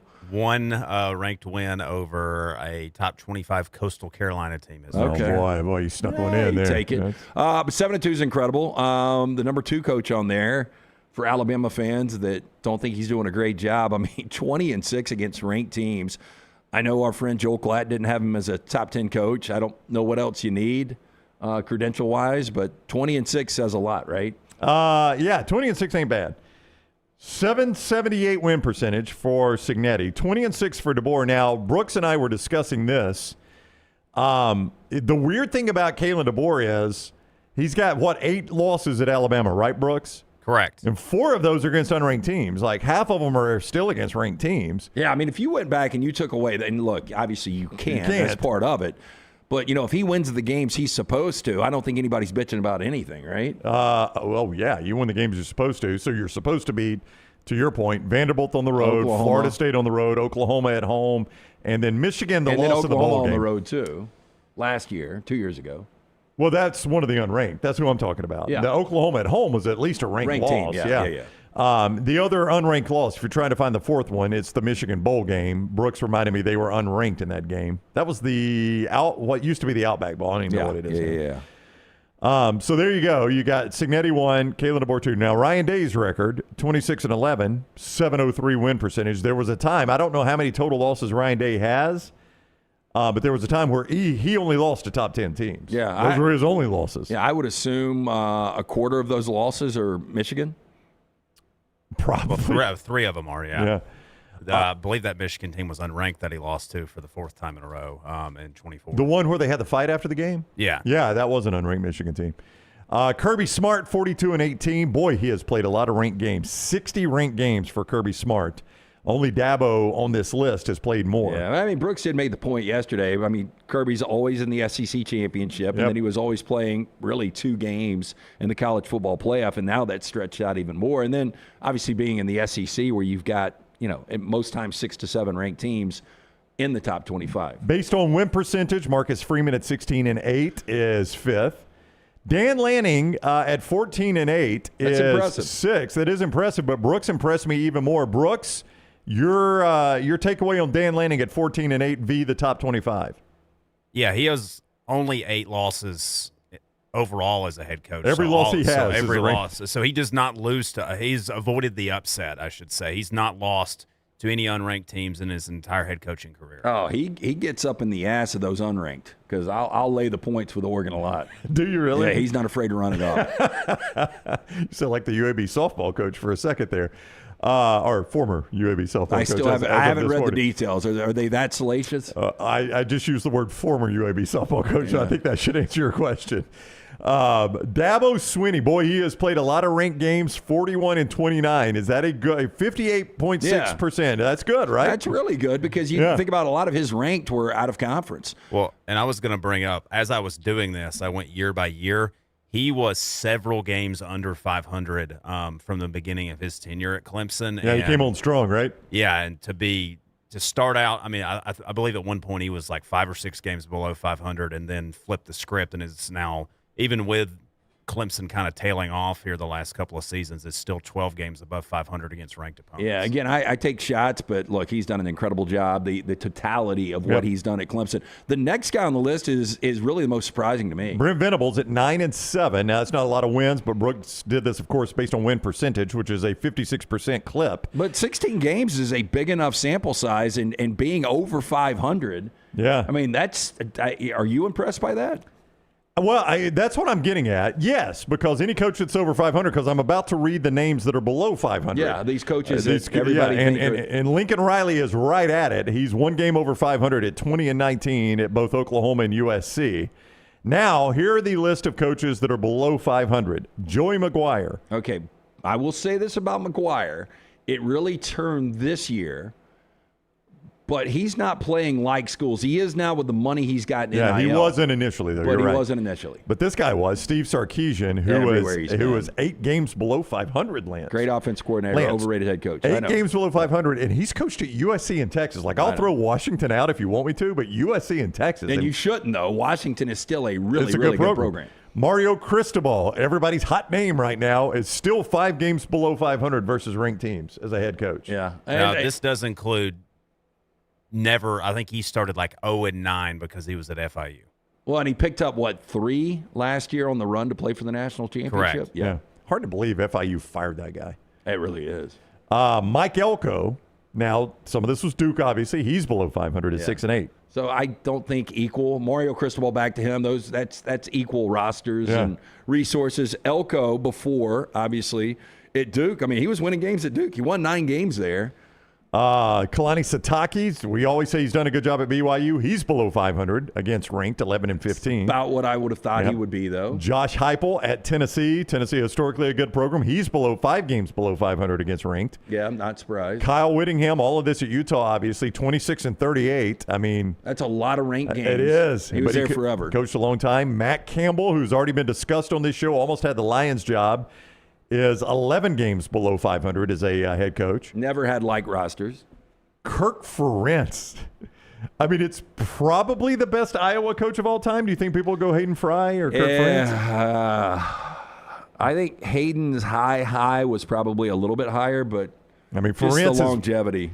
But still, the guy's only won 34% of his ranked games, 32 and 60 against ranked opponents. And look at everybody's golden boy next. I knew you were going to love this part of it. A lot of it was not apples to apples. Okay, how much of this was FAU? Do you know, Brooks? 13 and 25 to start with. Not a ton of it. Not a ton of it. So most of this was Ole Miss then. And USC. And Tennessee. I forget.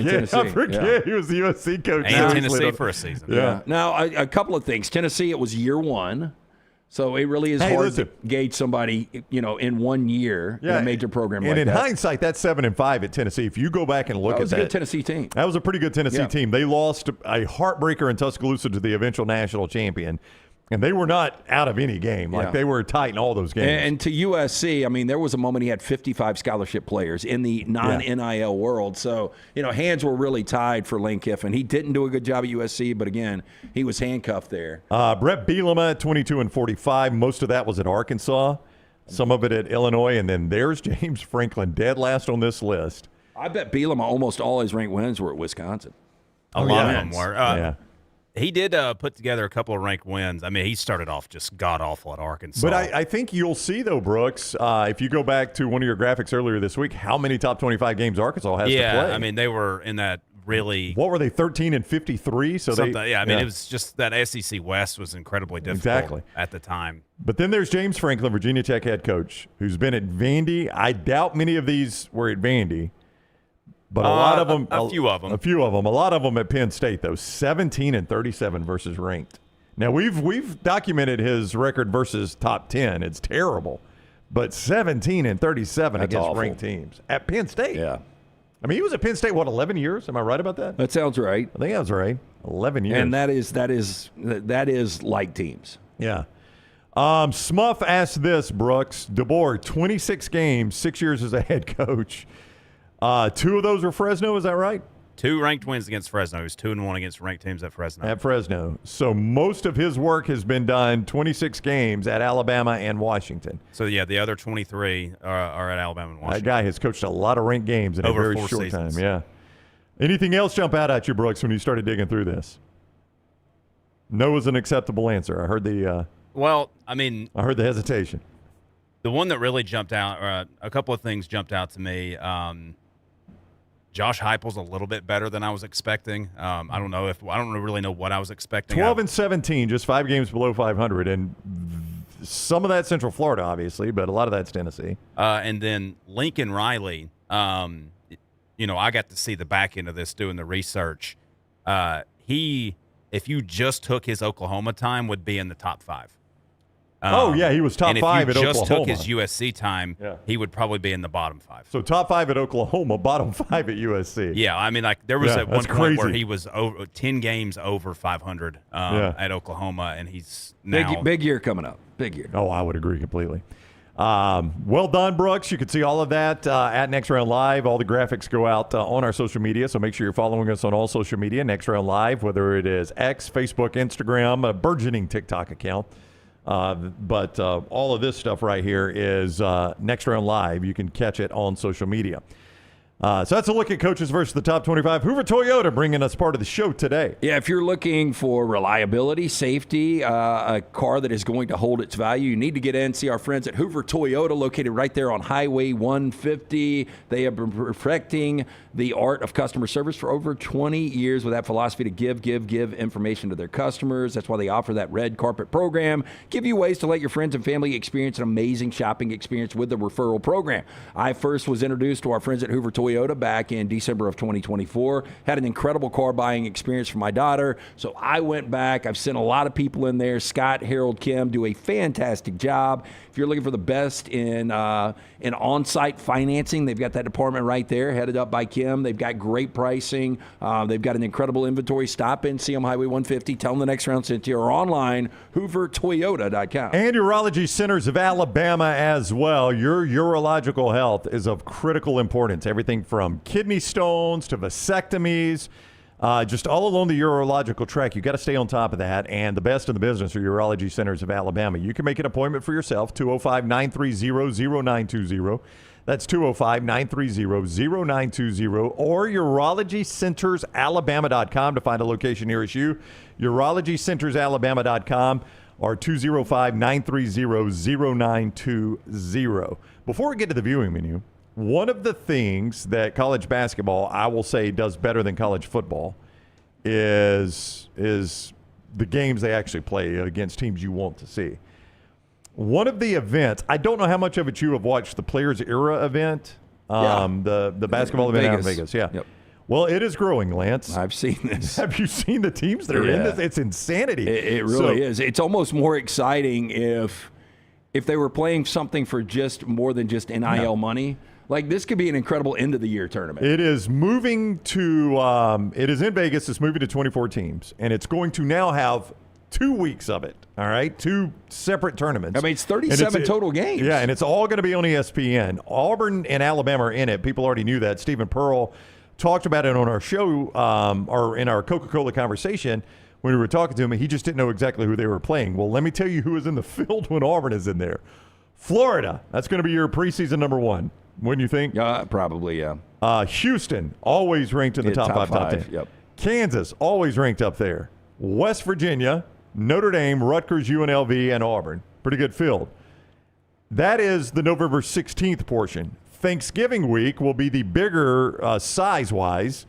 And here are the teams that are in it with Alabama. Listen to this list of teams. I mean, it's just crazy. Michigan, Gonzaga, St. John's, Louisville, Tennessee, Iowa State, Miami, Texas Tech, Baylor, Maryland, TCU, Oregon, Creighton, San Diego State, Kansas State. I mean, if you would take one of these teams, one of these 24 teams or the field to win the national championship, there is no doubt you go these 24 teams. It's insane. Like in Auburn's group, teams that I feel very confident you'll find in the NCAA tournament, Florida, Houston, Kansas. Yeah. Auburn, I think, will be there. I don't know about West Virginia, Notre Dame, Rutgers, UNLV. In Alabama's portion, I know Michigan will be there. I know Gonzaga will be there. I know St. John's will be there. I'm very confident Louisville will be there. Tennessee, I know will be there. Iowa State, I'm confident in. Texas Tech should be there. I don't know about Creighton because they just changed coaches. I'm shooting off the hip here. Like, I don't Alabama, that's 8 of 6. That's half that I am extremely confident in the tournament. I mean, I'm not going to be surprised you get your full Final Four here. Arkansas is going to be really good. They're not in it. Illinois. I mean, there's some teams out there, but I mean, this is the best of the best. Now, my question to you, when they started this in 2024, it was really cool because it was an 18 tournament. You offered $1 million to the winning team. Now that you've gone from 8 to 24, what kind of money? The money's got to go up. I guess so. I'm looking. I don't see it in this story. I'm looking at the ESPN story. I would assume it's like a $5 million tournament now. Each team at least $1 million in NIL opportunities last year, but that number would jump up to $26 million. That was $18 million last year. So I don't know. It's a great question. Michigan, by the way, as they point out, jump-started their national championship run. They had 3 wins by a combined 110 points in this event last year, and it was still a pretty good field last year. Auburn got a portion of that beatdown. So did Gonzaga. 24 teams across the 2 tournaments. 13 were in the 2026 NCAA tournament. 10 are currently ranked in the most recent ESPN Way Too Early Top 25. So this is an incredible field. Yeah, the Maui Classic, the Great Alaskan Shootout. I mean, these were incredible early season tournaments, but this is the best we've ever seen. Nothing like this. As far as the size, the volume, and the quality, nothing like this. So there you go. That's coming up on November 16th and then Thanksgiving weekend. All right, time for the viewing menu. It's presented every day by our friends at Michelson Laser Vision. Yeah, make that call today. Stop procrastinating. If you've thought about LASIK, the best in the business, the Michelsons. Dr. Mark Michelson, the first to perform the procedure in the state of Alabama in 1995. Dr. Jen Michelson, located conveniently UAB Highlands. Make the call, 205-969-8100. When you make that call, ask for Amy. Tell her the next round sent you. They are going to hook you up with a hassle-free consultation. 0 to lose to find out if LASIK is right for you. I got the procedure done over 2 decades ago. I still have the 2015 vision, better than 2020. 205-969-8100 or michelsonlaservision.com. Alrighty, so the biggest release today is Mortal Kombat 2, where the fan-favorite champions, now joined by Johnny Cage himself, played by Carl Urban, are pitted against one another in the ultimate battle to defeat Shao Kahn and who is threatening the very existence of Earth and its defenders. Did you ever play Mortal Kombat back in the day? I did. What is it when you rip somebody's head off? Fatality. Yeah, but what generally yes. Yeah, but what do they say? Isn't there like a... Yeah, it's a fatality. Is that what they say? Or are you talking about like flawless victory? Maybe. What was the video game where you would hit him and go, body blow, body blow? You remember that game? Was that like Double Dragon or something? Yeah, it was Double Dragon. Yeah. That's right. Body blow, body blow. That's what I always say. I have 0 desire to see this. You'll be there, right? I will be there. Is it a movie? Yeah. Yes, you'll be there. Let me ask you, though, the drama started streaming with Robert Pattinson and Zendaya. Yeah. Again, I've wanted to watch this just because nobody's blown it for me, so I've got to check it out before somebody tells me what the storyline is. But the uncomfortable moment that is that, it's worth the watch, right? I would say so, because it isn't something that's just like super salacious and you'd be like either completely would you have called off the wedding? I mean, it's a consideration. I don't know what I would do, and that's sort of like why the movie is so good. It's like, well, is this something that'll be in the future, or is this behind them? Well, so it's captivating enough outside of that one storyline, the one revelation? Yeah. Okay. Great performances from Robert Pattinson and Zendaya. You know, I went back. 3 quick people in the chat room say you're thinking of finish him. That's it. Finish him. Finish him. Yeah, that's it. So I went back. We recorded the next reel a couple of days ago, and we did our top 5 international foreign language films. And one of my honorable mentions was Das Boot from 1981. So I went back over the last couple of days and watched the new director's cut that I think they released in 1999. It's a 1981 film, a German film. You'd love this, Brown. I think I've seen Das Boot. Is it a submarine film? Yeah, U-boat. Yeah, Submarine? I've seen Das Boot. Okay. Yeah. I actually believe that you watched this one. Not the one yesterday. Parasite, I did watch Parasite, but I cannot tell you what it was the about. The director's cut, though, 3 hours and 28 minutes. Yeah. But I finished it last night. Well, that's a haul. Oh, man, it's just I've seen Das so Boot. freaking well done. Yeah, Das Boot's a good submarine movie. Just intense. Like, that's one thing we need to talk about. Another thing, our top 5 water movies. Oh, yeah. And maybe top 5 most intense movies of all time, because Das Boot is right up there. You and Jim were both going when the retired Navy submarine ensign, I think he was on the show. This is so random. Mick was doing the last hour with us from Mullet Toss, and this guy, he came over and did an interview, and he was a fascinating guy, but he and a bunch of his Navy buddies travel around, and we asked him best submarine movie, and he goes, "Ooh, that's a tough one. There's one that's awful." And I knew immediately he was talking Crimson Tide. That's he said it was awful? Yeah, there's one that's awful. Did he say anything about Gray Lady Down? He did not. He said, obviously, Hunt for Red October, which is the one everybody's going to say. But Das Boot is... he mentioned U-571 and Das Boot. I think he said Das Boot. I'm not sure. Yeah, it's... I can't imagine I'm not overly claustrophobic. Like I get the MRIs and it's not that big of a deal. But I can't imagine being in that kind of tube for the length that they're in there. His criticism of Crimson Tide was he said it made a Navy submarine look like an aircraft carrier. He's like, they're nowhere close to that big. Well, they're like now 500 feet long. Yeah, but he was just saying all the room you've got and all that. Yeah. He goes, I know they got to do that for a movie, but it's nothing like it. Yep. Well, like I said, Mortal Kombat, biggest release of the week, and some theaters are doing a double feature. So if you've got that near you and you want, I guess, 3.5 hours of Mortal Kombat, there you go. Today, also the official release of The Sheep Detectives. I talked about this at the beginning of the week because I caught an early screening of it, and I would recommend it to literally everyone. It is a 4-quadrant movie. You'll walk in and enjoy it. Yeah, I will watch it once it streams, but 100% whole family can't wait to see that one. So a film, when I was gone over the last couple of weeks, that was promoted heavily in Europe was Michael. Now, I predicted forever ago that it was going to be a complete disaster. It looked awful. Have you seen it? I have. I mean, I didn't get to hear the reviews or you guys talking about it. So as far as it flopping or not at the box office, actually had the biggest box office opening of any biopic ever. And they've greenlit a sequel showing the later years of Michael's life. So then I guess I'm wrong on this. Yep. But it's one where critics and audiences are completely split on. Critics have seemed to just hate it, either for not covering the allegations and stuff, even though that's a different part of his life. And then also for it just being too safe of a biopic.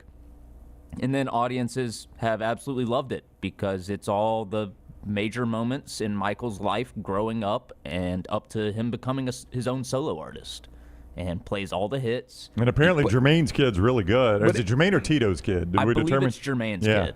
But yeah, Jafar, he's solid as Michael, and you even get Bubbles the Chimp. Oh, there you go. Okay. All right.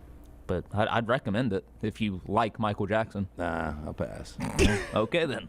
Lance famously does not.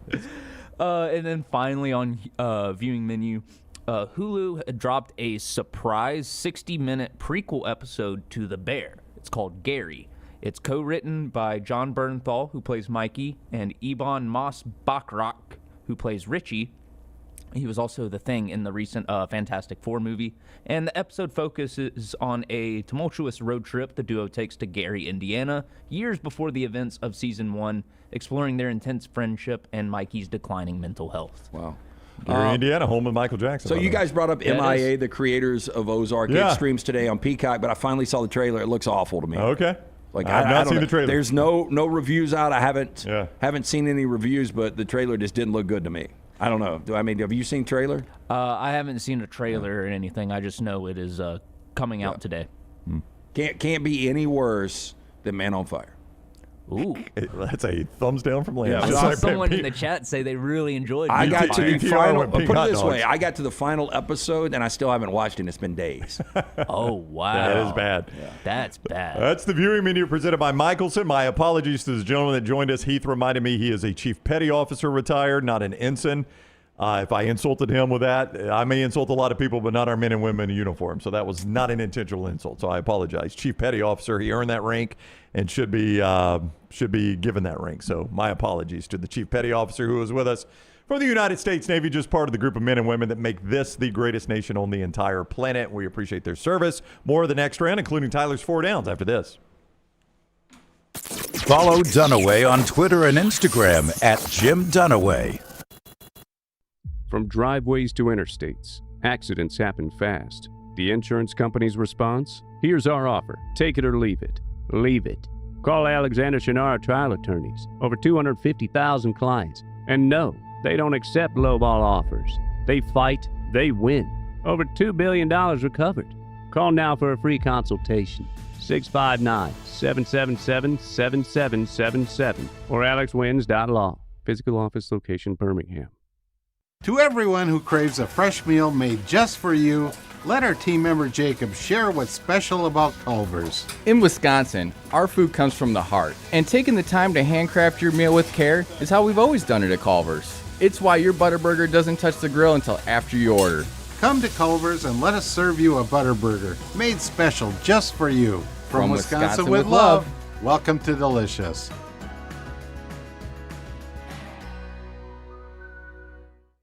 At Central State Bank, we are large enough to serve you and small enough to know you.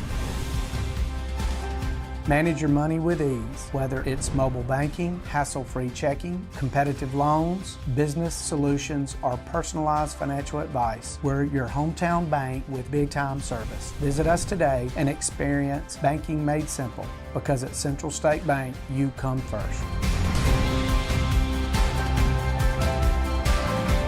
Member FDIC. Never miss anything from the next round when you listen on demand through the podcast platform of your choice. Apple, Spotify, iHeart, or Google Podcasts. Wherever you listen, always like, follow, subscribe, and turn on automatic downloads so you catch every part of the next round. Listen anywhere in the world at any time on the Next Round podcast feed and support the show by following, subscribing, and turning on automatic downloads on any podcast platform. Thanks for always making the next round a big part of your day.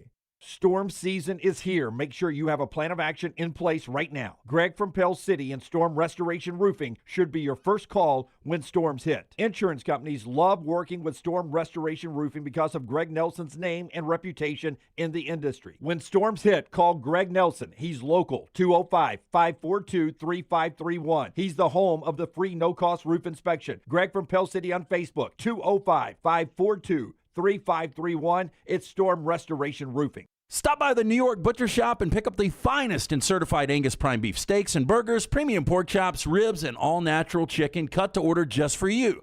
Their chef-prepared entrees and side dishes are the perfect dinner-to-go choice for your family and are ready to heat at home.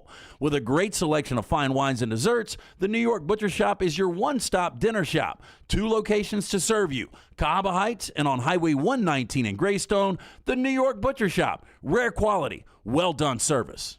Remember the name Way to Wellness if you're battling weight loss in your life. I'm Jim Dunaway from the Next Round. There was a time I was over 216 pounds until Way to Wellness helped me lose 45 pounds, and now for over 2 years, they've helped me keep that weight off. Here's their website, aplanforme.com, aplanforme.com. That's a great name for a website because there's no cookie-cutter plan. Everything is designed specifically for you. No contract, no sign-up fees, and your first consultation is free at Way to Wellness. Birmingham, it's official. The FIFA World Cup Trophy Tour by Coca-Cola is coming to town. On Thursday, May 7th, head to Uptown from 2 to 6 for your chance to get a free photo with the iconic FIFA World Cup Original Trophy. It's a once-in-a-lifetime moment for fans of all ages. Again, Thursday, May 7th at Uptown from 2 to 6. Your chance to get the free photo with the iconic FIFA World Cup Original Trophy. The FIFA World Cup Trophy Tour by Coca-Cola, because fan work is thirsty work.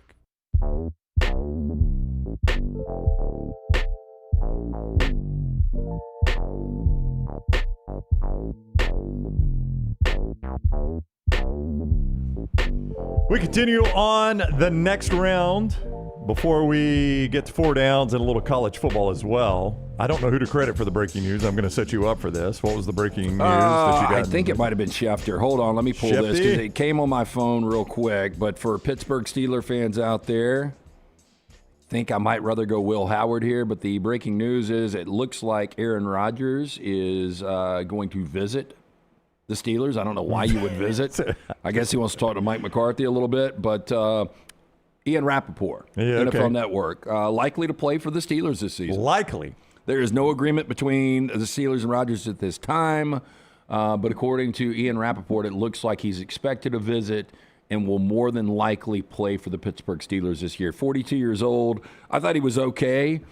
You know, my whole thing is, realistically, if you're Pittsburgh, you have no shot at winning a championship with Aaron Rodgers, right? No, I would not think so. They did not address quarterback in the first round because some thought Ty Simpson would be that guy, and he was off the board by the time it got to them, thanks to your Rams. So there was just really no way they could address it. So they didn't tip their hand on whether or not they thought Aaron Rodgers was coming back. Yeah, last year completed 66% of his passes, 24 touchdowns, 7 interceptions. So he was good. He wasn't great, though, and I just don't know what you expect. He was 10-6 in 16 starts, and now you're paired up with Mike McCarthy, a guy that he knows very well that has played for before, but I don't have a big expectation for the Pittsburgh Steelers this year. I mean, if you put rankings in AFC quarterbacks, I don't know how far you would go down before you get to Aaron Rodgers. I mean, Josh Allen, definitely better. Drake May, definitely better right now in his career. Lamar Jackson, Joe Burrow. I think, I know lasting impression not good, but I think C.J. Stroud is better at this particular point.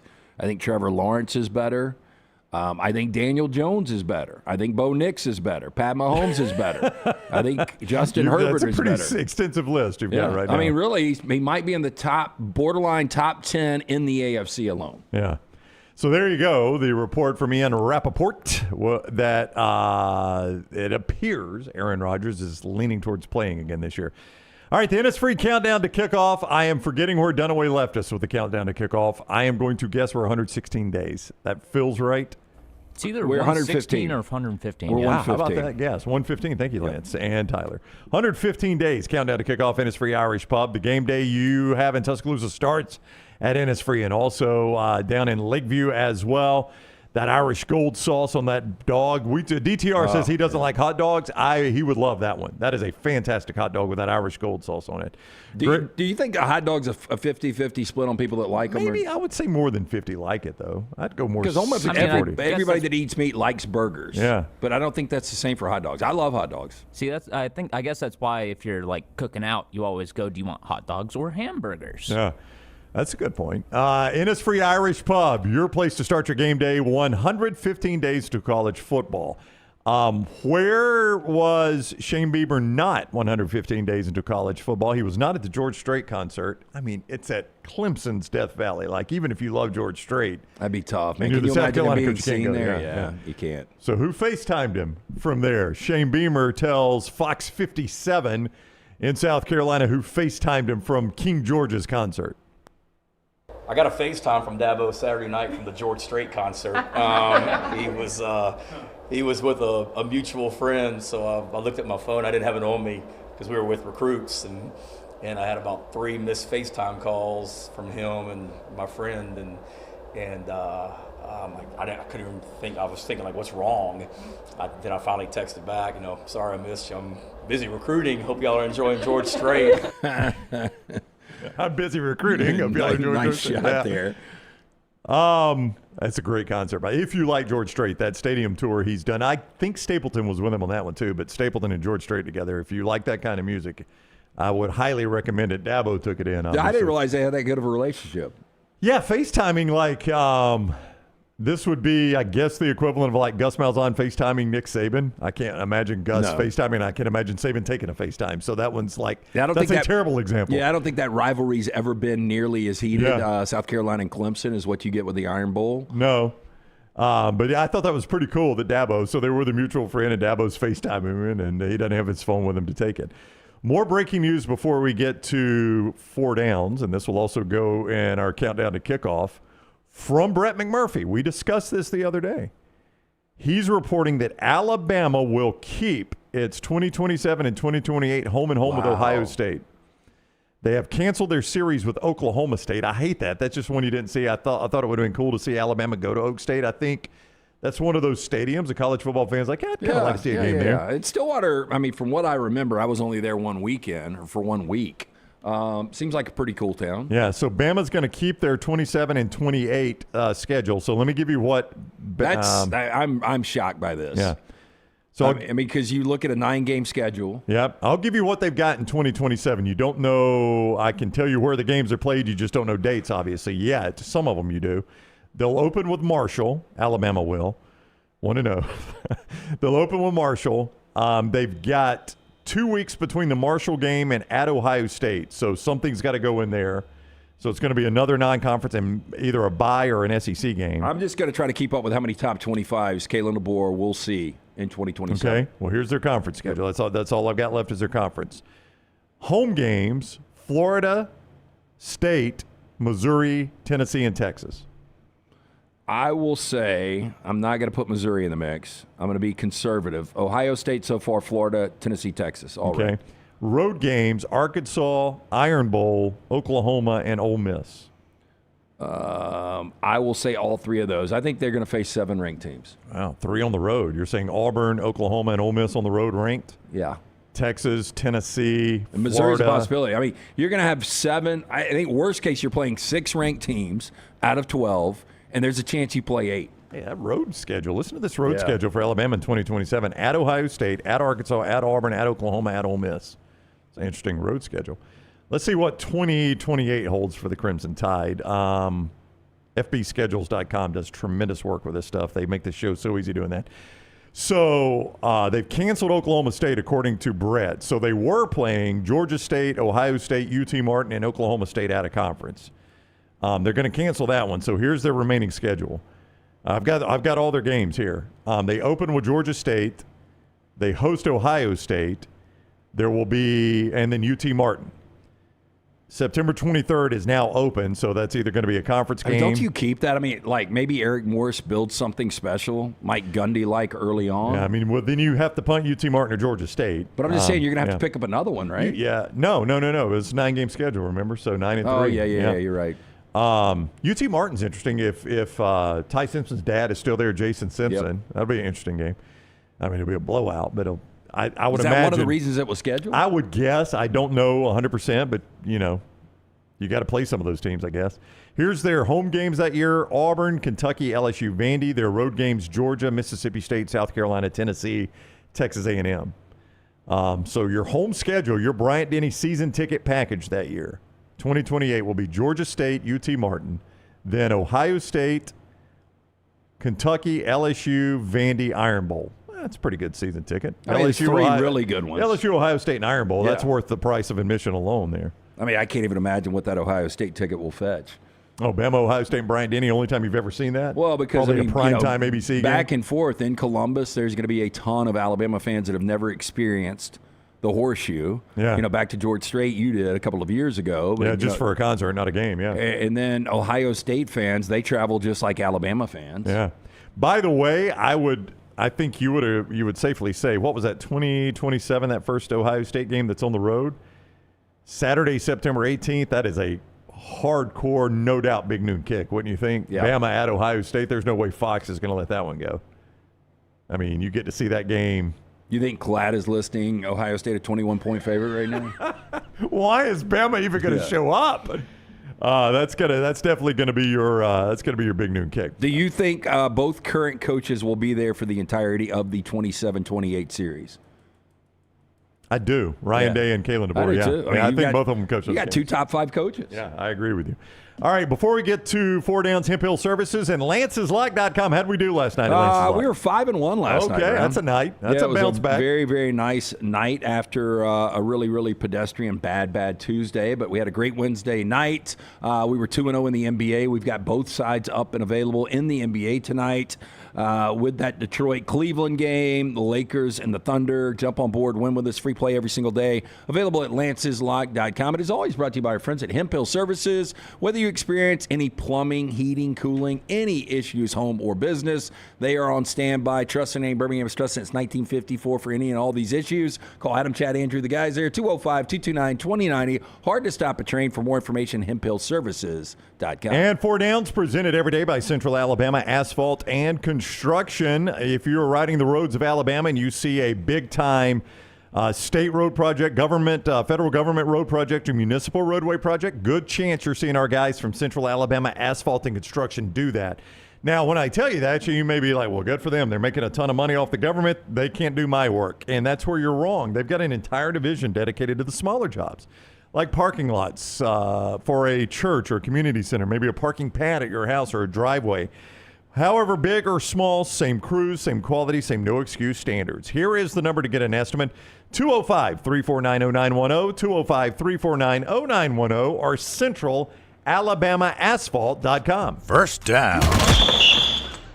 All right. I've got Brooks and Scott up as well. All right. If they want to answer any of these. Mr. Beast turning 28 today. That's amazing. Who's one popular figure or person that you are just a little suspicious of with no evidence?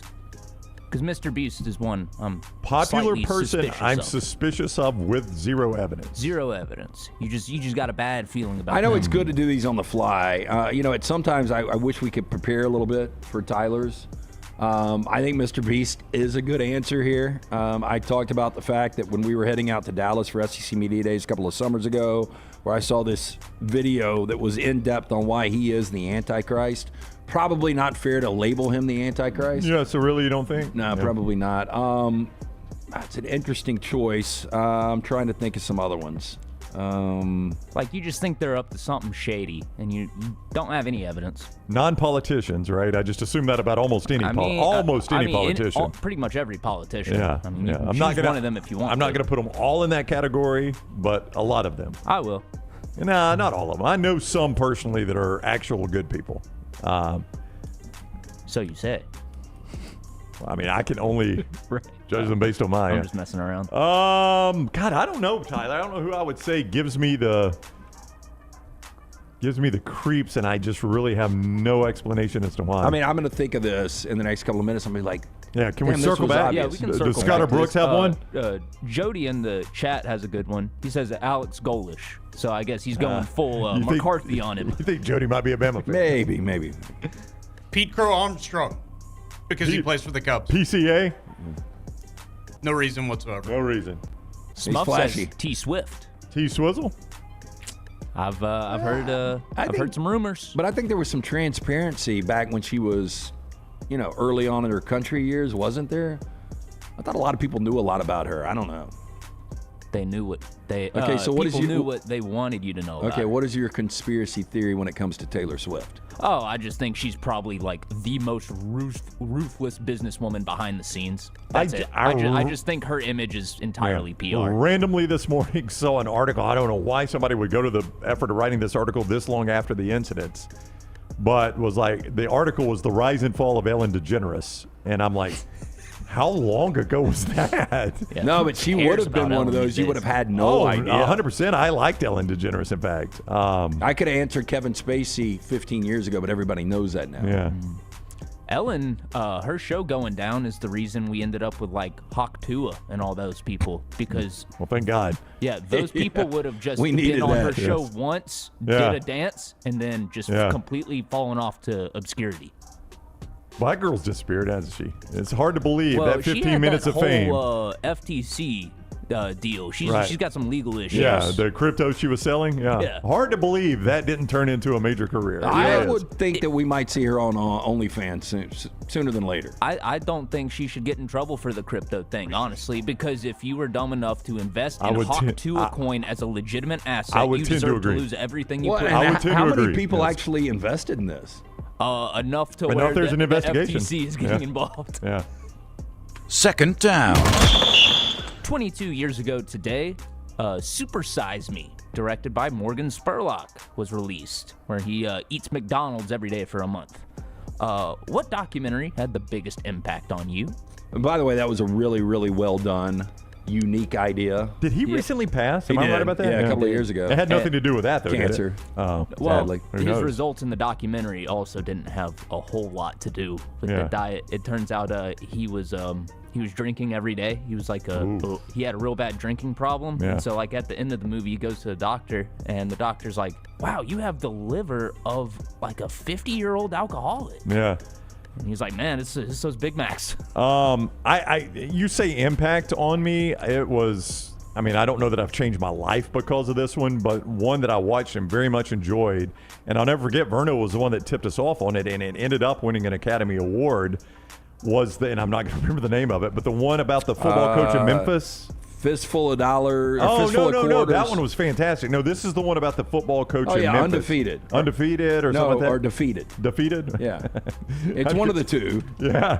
Fistful of Quarters was the guy that played Donkey Kong. That was the guy who played Donkey Kong that was, cheated, right? Yeah, that was really, really good. Yeah, because the old ESPN sideline reporter's the guy that, or reporter's the guy that produced it. Oh, tall, dark-haired guy. Why can I not say his name?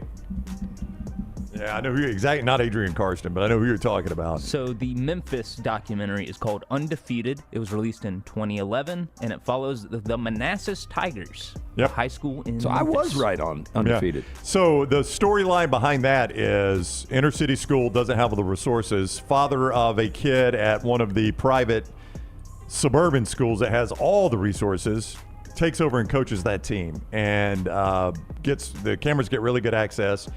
It's terrific. It's got one scene in there that will tear your heart out at the end. But it's a really, really well-done documentary. It's a very good documentary. The King of Kong, Fistful of Quarters, Ed Cunningham. Ed Cunningham. I would not have gotten that name in forever. For me, Man on a Wire. I don't know if you've ever seen that. The true story about the French, what would you call him? Tightrope. Yeah, Tightrope. They made a movie about that guy with Joseph Gordon-Levitt. I never wanted to see the movie, but the documentary was Philippe Petit's 1974 high wire walk between the Twin Towers, and just him laying on his back and doing. Everybody's down there like his balls weren't buzzing. Like for him to be able to do that kind of shit was crazy. But if you've never seen Man on a Wire, it is so well done, and like. It's almost like they're pulling off a heist to be able to get up both Twin Towers and be able to extend this wire and then be able to pull it off. It's an incredible watch. Go ahead. I was going to say, I just started the documentary on Thomas Jefferson. Yeah. TJ? Boy, you talk about it. That guy had quite the life. Yeah. If you enjoy watching tightrope walking, try watching slack lining, where there's a bunch of slack in the line. No, thank you. Ooh.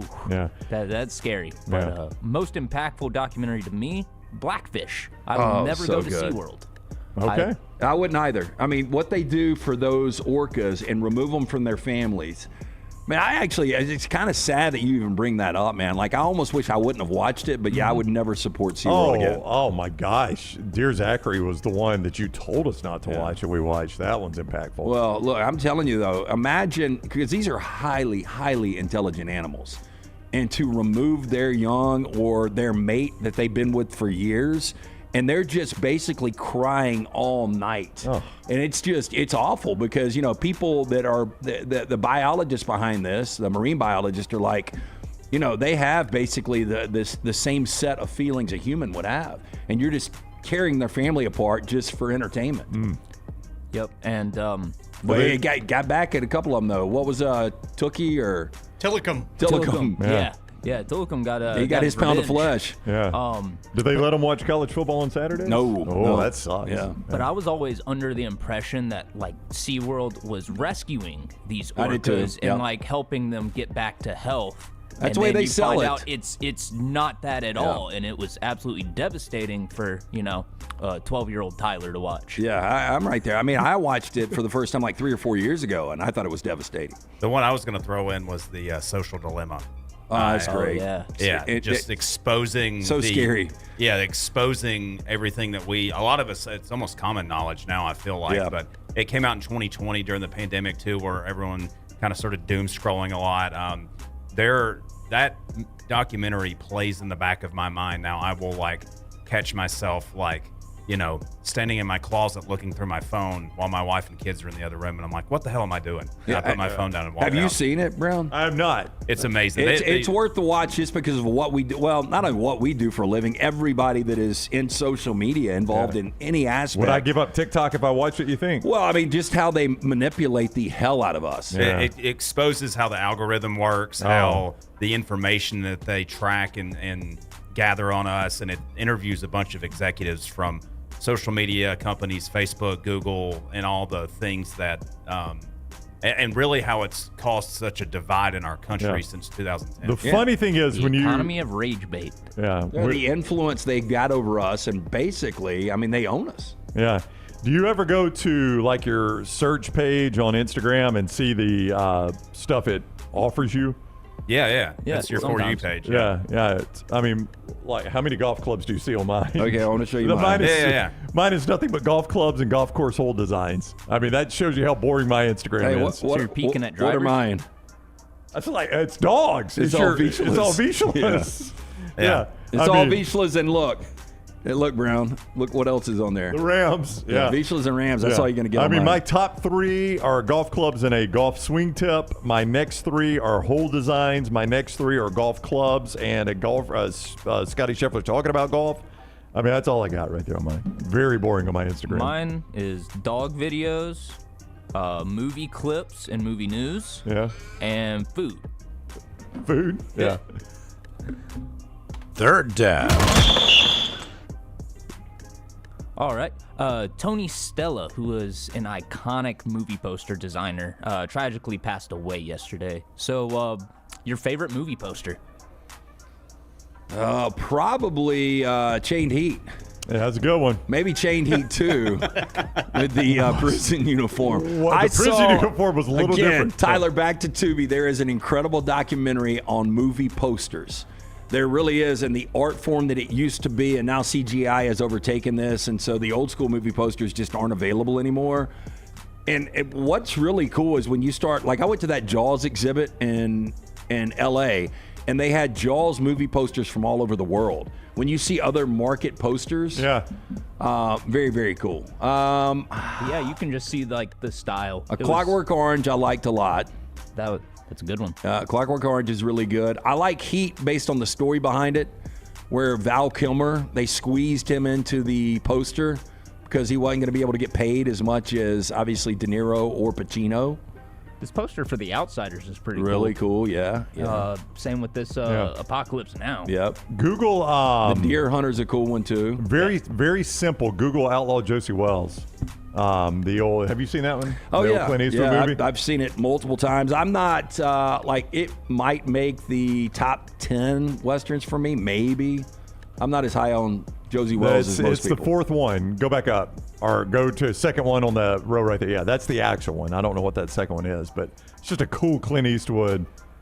Oh yeah. Yeah. But back to Jaws. I mean, Jaws is freaking iconic. But Tyler, do Jaws and then other Jaws posters if you can, because there's some really, really cool ones out there. But like the original Jaws scared me to death just looking at it, where you've got chick swimming and that freaking massive 2-ton great white just flying up.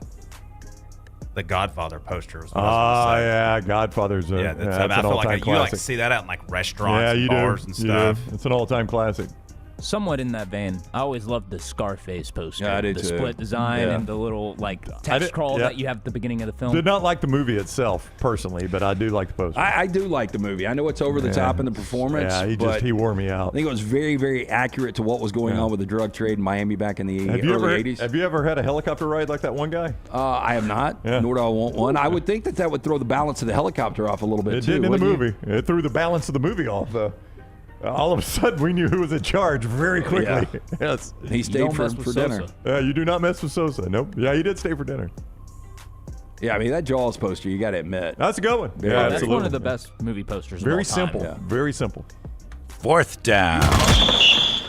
Finally, we talked about it on Viewing Menu. Mortal Kombat 2 releases today. Your favorite video game of all time? Castlevania for me, because it's the only one I completed. I know, and you don't believe it, do you? That's like Brown watching Parasite for me. I'm just not buying it. Why would I lie about that, though? 1989, never forget it. If it was literally any other game, I would believe it, not even question it, but the Castlevania games are known for being ridiculous. Yeah. Random was Joe Montana's football. It was an early Sega Genesis game before Madden. Every team had 4 plays. But it was all the NFL. They had the rights to the NFL players, so you were using actual NFL players. But more mainstream than Joe Montana's football was probably Mario Kart. Of the Mario world, I think Mario Kart's my favorite of them all. I did love the, and by the way, you diminish my gaming skills. Like in our circles, nobody could beat me at Madden. Back in the day when it first came into the fold in like 1992. I was about to say not up here. No, not up here because I didn't play for 15 or 20 years. But we did a tournament at Buffalo Wild Wings in 2006, 32-team tournament. I didn't win it, but I played for the championship. Oh, that's right. So I'm just saying, like I used to be good at the games when I played them. Yeah. but I just don't play them anymore. But I did finish Castlevania in 1989. All right. Yeah. Apple Computers used to have a game called Joust. Do you remember Joust? Oh, Joust was great. great. Liked Joust. That was a fun game. Well, Joust was one of those 80s, like, iconic, Tempest, Cubert, Joust, Battlezone, Pitfall. Dragon's Lair. Remember Pitfall? Oh, yeah. Where you'd have to swing over the quicksand? Yeah. Cubert and Pitfall are fun. I like Cubert. For me, it's either Halo or Halo 2.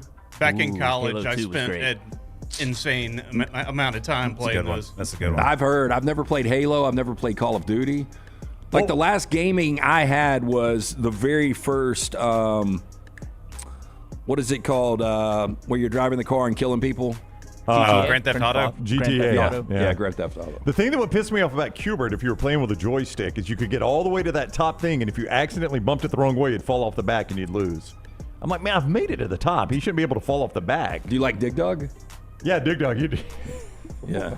Centipede. Yeah, Centipede. Yeah. I'll go 2 here. I'll go one sports one because that's mostly what I've played over the years. But NCAA 06 specifically, the race for the Heisman mode. You start out in your dumpy freshman college dorm, and the funny thing, and I'm hopeful some of our audience will remember this. The better you got and the more you aged up in that thing, the hotter the picture of your girlfriend got.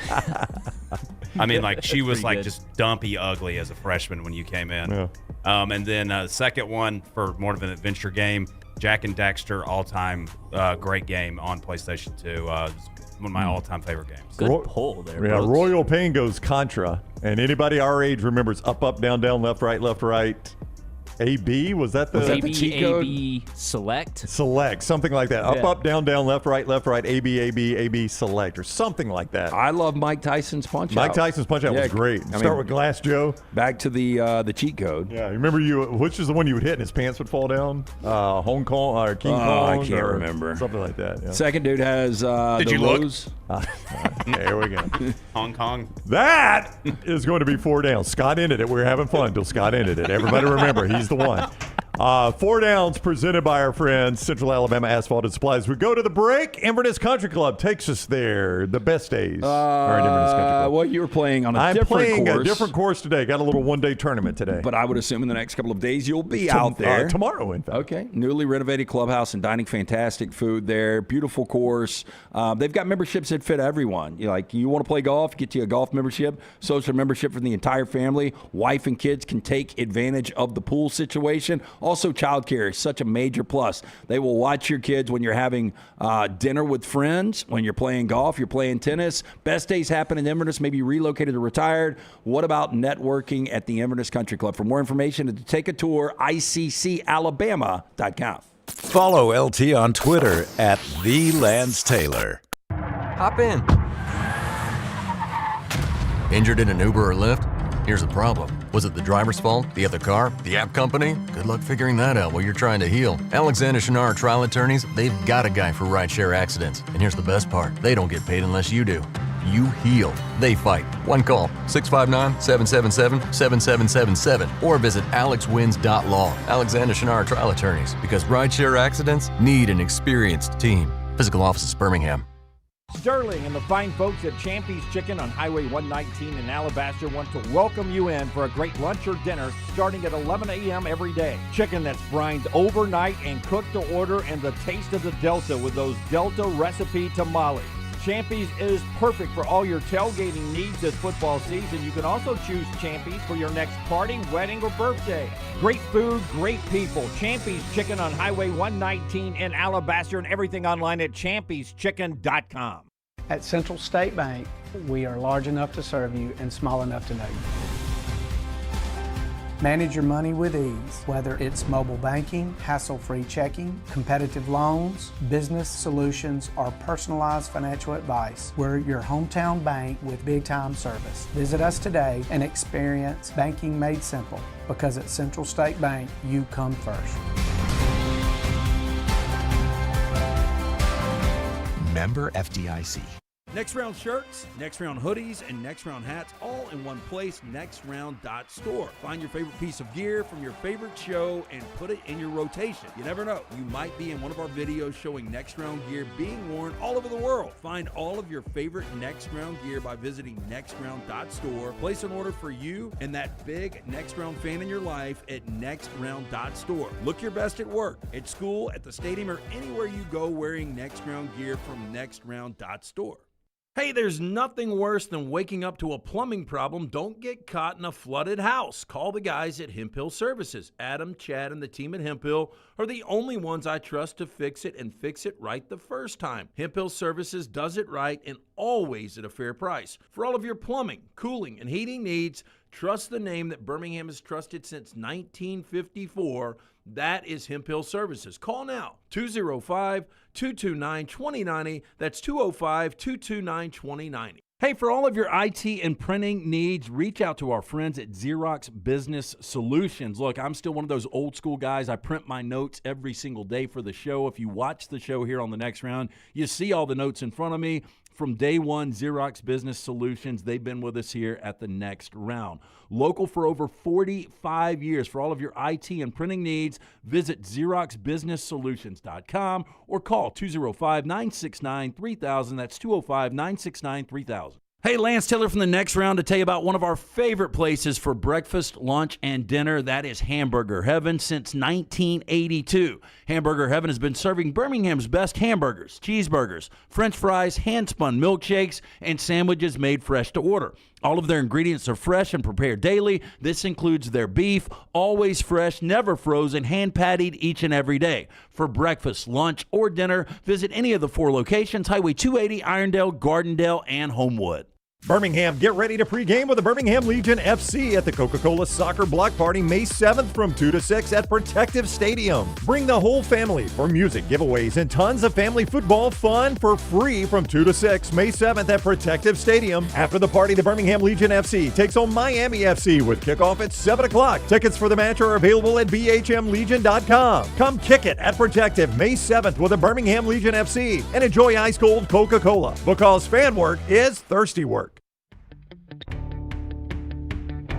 Jim Dunaway, Lance Taylor, Ryan Brown. The Next Round, presented by Bud Light, is on now.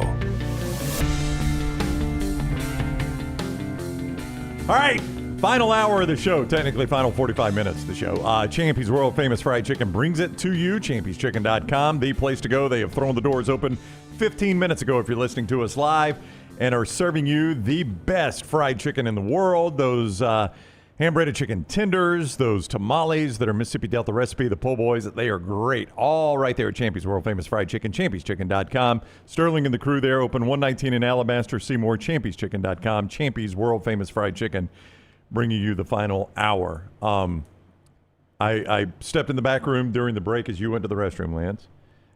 And the controversy about Castlevania continues, which led to Tyler with this line, doubting you on Castlevania. So the reason I doubt you beat Castlevania is because one day you came in the back room. My computer's all dicked up. I go back there. It wasn't even plugged into the wall. You know, sometimes you don't look for the minimal things, like the very obvious. I'm telling you, I think in your defense, it shouldn't have been unplugged at all. It should not have been, but yeah, Tyler was like, Yeah. I fixed Lance's computer. What'd you do? I plugged it in. I was like, it's the most Lance if we thing ever. can find it was a Nintendo, and it's the gray console. Yeah, I remember. If we can find one of those, I would think within a couple of weeks I could get right back at it. I mean, technically, we could do it with one of the modern consoles. You can, they have like Super Nintendo style controllers that you can just buy for it. Okay, well, you would need that controller because that's another thing. Like the whole Madden, like I'm out of whack when we started playing Madden up here a couple of years ago because the controller's so different. Yeah, you got 2 joysticks and then the 4 buttons and then it's 2 a lot. bumpers, 2 triggers. Well, it's a bit more. I didn't like the Madden we played because of Tyler. That was my issue with the Madden we played. Because he could Tyler. strip every. Well, he did that, and then he went for 2 all the time and kicked it on sides. Like it was nothing like an NFL game. I mean, none of that happened. I got to be honest. Back when I used to play a lot, I never dressed a punter. Nobody dresses a punter, right? No, but I wanted Tyler to be real to the NFL game, and he would not be. Everything was, I'm going for this 4th down. It's 4th and 12, Tyler. There's nobody Dan that Campbell. Are you saying that forcing 8 fumbles in a game is yes, unrealistic? It is unrealistic. You're saying Taysom Hill isn't going to put up 400 yards? Yes, I'm saying Taysom Hill will not put up, in a season will not put up 400 yards. Do we still have the video of Brown knocking the soft drink against the wall? It's not a sponsored soft drink, so we cannot show it, Scott. So do not show that. You were saying it's so bad, I got to get it out of here. Okay, that's what I was doing, yes. You reached back and just completely I was pissed. Slapped it. Yeah. Well, I mean, you put Big me. mad. Yeah. That one was the least stressed guy up here, but the guy that throws clubs and throws soft drinks. I don't throw clubs. I hate it when you do this. I love you like a brother, my brother in Christ, but I hate it when you do this. I mean, you Darwin's the one that told me. When does he ever make a big deal about something that is not a big deal? Well, he does that a lot. I tossed a club over to the cart, and he goes, Brown, throw a club. I was like, Jim, I threw my club over by the cart so I don't forget it. Have you ever thrown a club? Huh? Like angrily thrown a club? I'm just asking. What are y'all laughing at? What'd you say? The hesitation. Move on to the next question. Is that the best stall tactic ever? No. But you know what? I'm sorry, can you repeat the question? I'll tell you one thing I've never seen anybody do is I have seen somebody ground a putter, which is really, really bad. What, bury it in the green? Yeah. Oh, you ought to be shot on spot for that. But have you ever thrown a putter? No. I've never thrown a putter. No. How about a driver? No. Have I thrown a club? Yes. Do I throw clubs? No. Okay. Okay. Is that fair? Live and learn. Live and learn. Yeah. I mean, look, I used to do a ton of shots. Yeah. Have I done shots? Yes. Do I do shots? No. No. That's right. So we all change. Fair. Alabama has made it official that the Oklahoma State, if you missed us in the last hour live, the Oklahoma State series has been canceled, but the Ohio State series, according to Brett McMurphy, will stay. There's another one. Did you mention Florida State and Georgia? Oh, I did not. But real quick, I'd have to say, if we were going to pick one or the other, obviously I wanted to keep Ohio State on that schedule.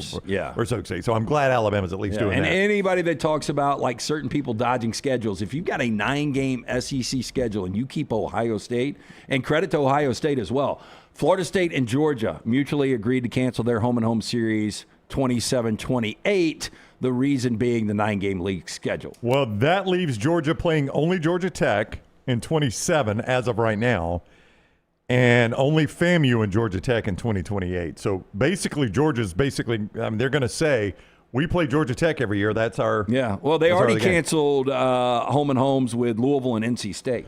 Georgia and Florida State, one important note about that is that they are working very closely to come to terms on a neutral site game. So they're still planning to hopefully play one time. They've just canceled the home and home series. Well, 2029, they play at Clemson and at Georgia Tech. Do you think they'll keep both those? I mean, it's 2 road games, and I don't know why I can. They probably have 5 SEC. wouldn't. I'll tell you real quick, Brooks. I mean, again, we love these games, but there is not a chance in hell. I cannot believe Alabama and or Ohio State decided to keep that. There's 0 chance they play that game because listen to this. They're at Tennessee, at Mississippi State, at LSU, at Auburn, at Georgia Tech, at Clemson, and Florida neutral site.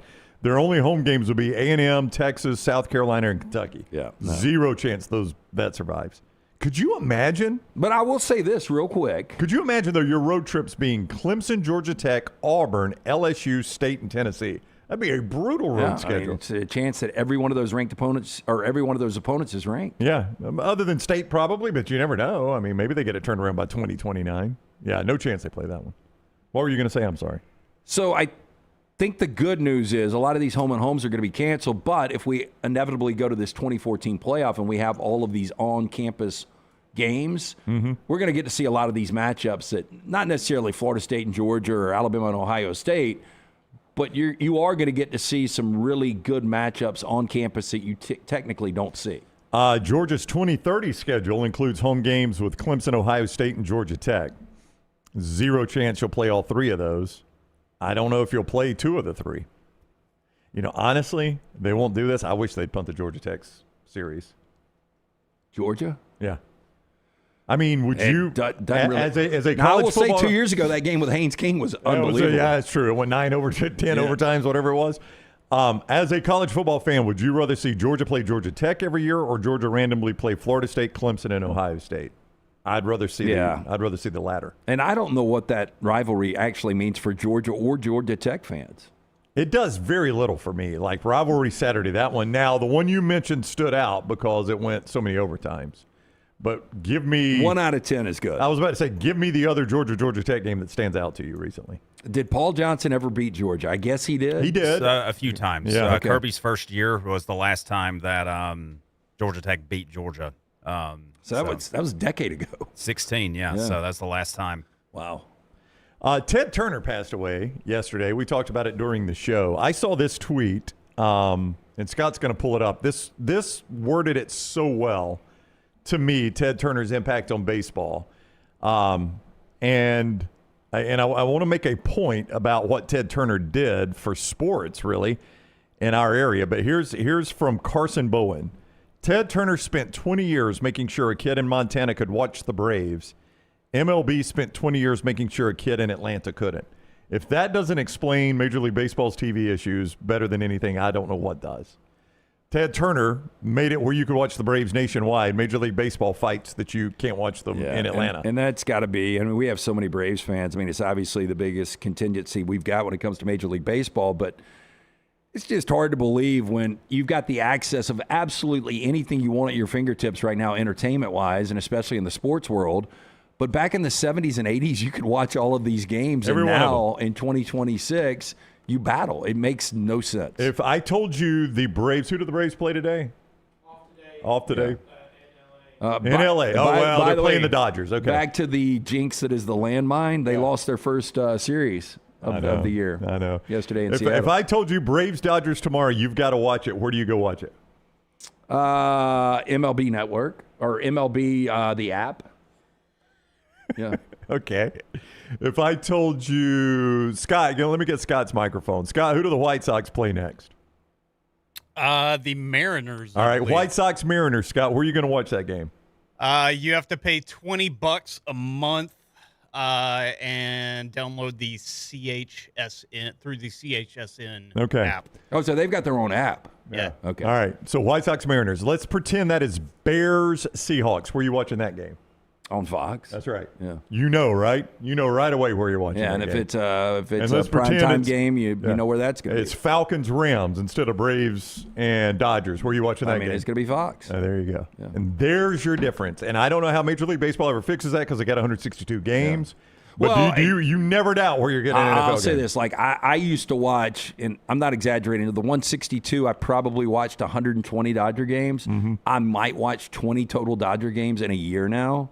To me, I'm not as zoned in on baseball as I used to be, and the Dodgers are way too good. I know record doesn't necessarily show it right now, but you know what I'm saying. With all that said, when we just had the extra innings package, it was pretty clear cut. Like, it was, to me, it wasn't the value that was the NFL Sunday ticket, but it was like $150, and you got every major league game. Now, you would get some blackouts and some out-of-market games or whatever, but for the majority, you could watch every one of your games. If I live in Birmingham, Alabama, which I do, and I don't want to pay a single cent to watch an NFL game, what percentage of games can I watch? What would you guess? I would say you could watch 75% of the games. 87. Okay. And this is news because the federal government is it has to do with the TV networks and how much of it is free and all that, and by the way, the NFL doesn't have a viewership problem. No, it's the most viewed thing in all of the world right now. Major League Baseball and the NBA need to take notes from that. Yeah, 87% of NFL games, regardless of where you live in America, are absolutely 100% free. You don't have to pay a dime. Once you buy your TV antenna and your TV, that's the last thing you'll ever have to pay. That is very interesting. 87%. I would love to see what the number is for Major League Baseball and college football. Like, did you get a follow-up on that story? I don't, because this is all about the NFL. College football, I mean, you got to pay to get ESPN. That's going to be your problem there. But you got to pay to get the SEC Network, the Big Ten Network. More free now than ever. Most of your good SEC games are on ABC, which is free. Your good Big Ten game is on Fox, NBC, or CBS, which is all free. I mean, probably of your high-end games, more are free than not. I would think it's 50-50. Probably, just because you got so many ESPN games. Back to baseball. But hang on real quick, Brooks, before you go back to that.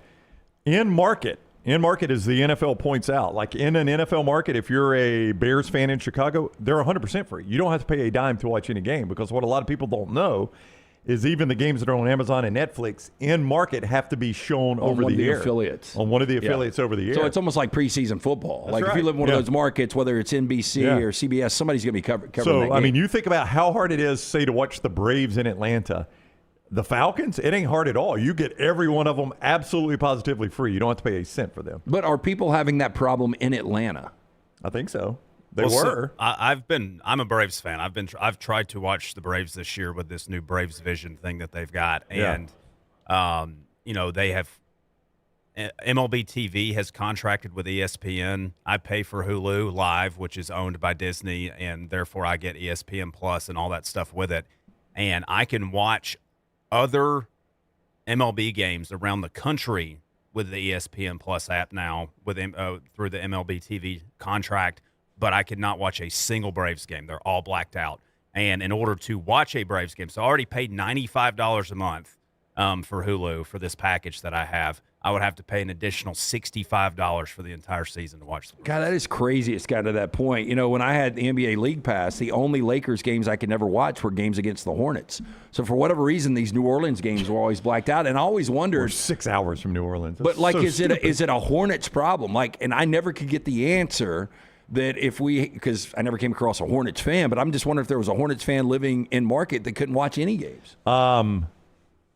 Smuff says Braves Vision, as you said, Brooks, is $65 the rest of the year now. He said that's 55 cents per game. I mean, the way the Braves are playing, that's a heck of a deal. 55 cents per game. They're an entertaining team. Yeah. I mean, best team in Major League Baseball right now, record-wise.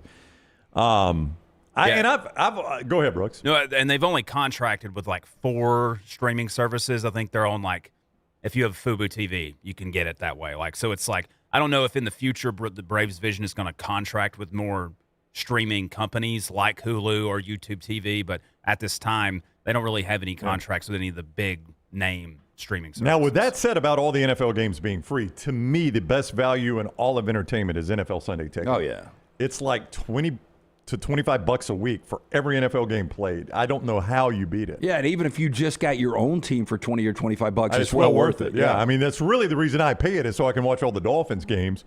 But, I mean, if you've got NFL Sunday Ticket, the end of that early slate is spectacular. Well, I remember, there was a day with ESPN, it was called Game Plan, with all the college football games. Yeah. Because of what we do for a living, even when Alabama was playing Mercer or Auburn was playing, Jack State, you would actually have to get the pay-per-view. Right. And those were like $50 for just a game 20 years ago. Yeah, I know. Now, I know back then probably people, chipped in and everybody went to one house and watched it. But the pay-per-view were the crap games, They were terrible. Yeah, it was like Alabama's playing East Tennessee State and Auburn's playing Louisiana Monroe, and you're paying freelance broadcasters. Yeah, Doug Bell was doing a lot of those. You remember Doug used to do those Bama games, and I think Andy Bertram and Cole. I think that's where Cole got his start. I think he was doing some of the Auburn pay-per-view games. And Cole did a lot of CUSA and where did North Texas and Arkansas State and those teams used to be? Sunbelt. Yeah. He definitely worked his way up. There's no doubt. So there you go. That's what the NFL is telling the federal government is 87% of our games are absolutely free to anybody in America. Can you watch the Braves on that, what was that pirate streaming service you had, Uzi? Uzi? Does Uzi have the Braves? Man, I think Uzi might be dead and gone, but I've got another buddy that texted you earlier, Brown. Brown. Got raided? Yeah, I don't know what happened to Uzi, but I think the other streaming service, I think you can get them all. Okay. Now, how legal that is, I don't know. Yeah. As we go to break, Crane U, our friends, if you're looking for maybe a change of career or just keep updated in your crane career, Crane U's the people that do it. Yeah, look, in the crane industry, there's no room for shortcuts, inspections, load testing, operator training, certification. It all matters. That's why companies trust Crane U. One call, complete solutions done right the first time. Visit craneu.com. Get your team and equipment job ready today. If you're curious about a career in the crane industry, first big step is getting certified and becoming fully compliant. Crane U is here to guide you every single step of the way. From first-time operators to seasoned professionals seeking recertification, their industry-leading training programs built for all experience levels, backed by a team with over 100 years of combined real-world expertise. Crane U delivers the knowledge, hands-on skills, and confidence you need to succeed in the field. Again, for more information, just go online today go to craneuonline.com or craneu.com. And you can also go see America in an RV from Johnston RV Center, I-65, exit 304 in Coleman, 334 in Decatur, always online at johnstonrvcenter.com. Fifth wheels are massive in America right now, and they've got a great selection at Johnston RV. But if that's not your thing, they've got 300 other RVs other than fifth wheels. So you can see all those online at johnstonrvcenter.com or visit them in person. I-65, exit 304 in Coleman, 334 in Decatur. Everything you buy there is covered lifetime if it's brand new or qualifying pre-owned by RV Warranty Forever. So they stand by their product lifetime at Johnston RV Center. I-65, exit 304 in Coleman, 334 in Decatur, johnstonrvcenter.com. Follow Scott Forrester on Twitter at Scott Forrester TV. We interrupt this program for breaking news. From the gators of the litigation situation. Insurance companies have a playbook. I repeat, insurance companies have a playbook. Deny, delay, defend. They know which law firms will fold and settle cheap. They are not on your side. That's corporate greed at work. At Alexander Sonara Trial Attorneys, we fight back. We have the resources, the muscle, and the will to take them on. And you don't pay a dime unless we win. They fight dirty. We fight hard. Call 659-777-7777. Or hit up alexwins.law. Physical office location, Birmingham. Sterling and the fine folks at Champy's Chicken on Highway 119 in Alabaster want to welcome you in for a great lunch or dinner starting at 11 a.m. every day. Chicken that's brined overnight and cooked to order, and the taste of the Delta with those Delta recipe tamales. Champy's is perfect for all your tailgating needs this football season. You can also choose Champy's for your next party, wedding, or birthday. Great food, great people. Champy's Chicken on Highway 119 in Alabaster, and everything online at champyschicken.com. At Central State Bank, we are large enough to serve you and small enough to know you. Manage your money with ease, whether it's mobile banking, hassle-free checking, competitive loans, business solutions, or personalized financial advice. We're your hometown bank with big-time service. Visit us today and experience banking made simple, because at Central State Bank, you come first. Member FDIC. Never miss anything from the next round when you listen on demand through the podcast platform of your choice, Apple, Spotify, iHeart, or Google Podcast, wherever you listen. Always like, follow, subscribe, turn on automatic download so you can catch every part of the next round. Listen anywhere in the world, anytime on the Next Round podcast feed, and support the show by following, subscribing, and turning on automatic downloads on any podcast platform. Listen anywhere in the world, anytime on the Next Round podcast feed. Thanks for always making the next round a big part of your day. Stop by the New York Butcher Shop and pick up the finest in certified Angus prime beef steaks and burgers, premium pork chops, ribs, and all-natural chicken cut to order just for you. Their chef-prepared entrees and side dishes are the perfect dinner-to-go choice for your family and are ready to heat at home. With a great selection of fine wines and desserts, the New York Butcher Shop is your one-stop dinner shop. 2 locations to serve you, Cahaba Heights and on Highway 119 in Greystone. The New York Butcher Shop. Rare quality, well-done service. Hey, there's nothing worse than waking up to a plumbing problem. Don't get caught in a flooded house. Call the guys at Hemp Hill Services. Adam, Chad, and the team at Hemp Hill are the only ones I trust to fix it and fix it right the first time. Hemp Hill Services does it right and always at a fair price. For all of your plumbing, cooling, and heating needs, trust the name that Birmingham has trusted since 1954. That is Hemp Hill Services. Call now, 205-229-2090. That's 205-229-2090. Hey, let me tell you about our friends at Urology Centers of Alabama. Compassionate and comprehensive urological care with 35 physicians, 17 locations across Alabama. Their patient-centered approach to all of your urological needs. Remember, they've got that new men's health center. It is beautiful, helping men with a wide range of sensitive male issues in a comfortable environment. You can always go online, visit urologycentersalabama.com, schedule an appointment with one of their many urologists today. Birmingham, it's official. The FIFA World Cup Trophy Tour by Coca-Cola is coming to town. On Thursday, May 7th, head to Uptown from 2 to 6 for your chance to get a free photo with the iconic FIFA World Cup Original Trophy. It's a once-in-a-lifetime moment for fans of all ages. Again, Thursday, May 7th at Uptown from 2 to 6. Your chance to get the free photo with the iconic FIFA World Cup Original Trophy. The FIFA World Cup Trophy Tour by Coca-Cola, because fan work is thirsty work.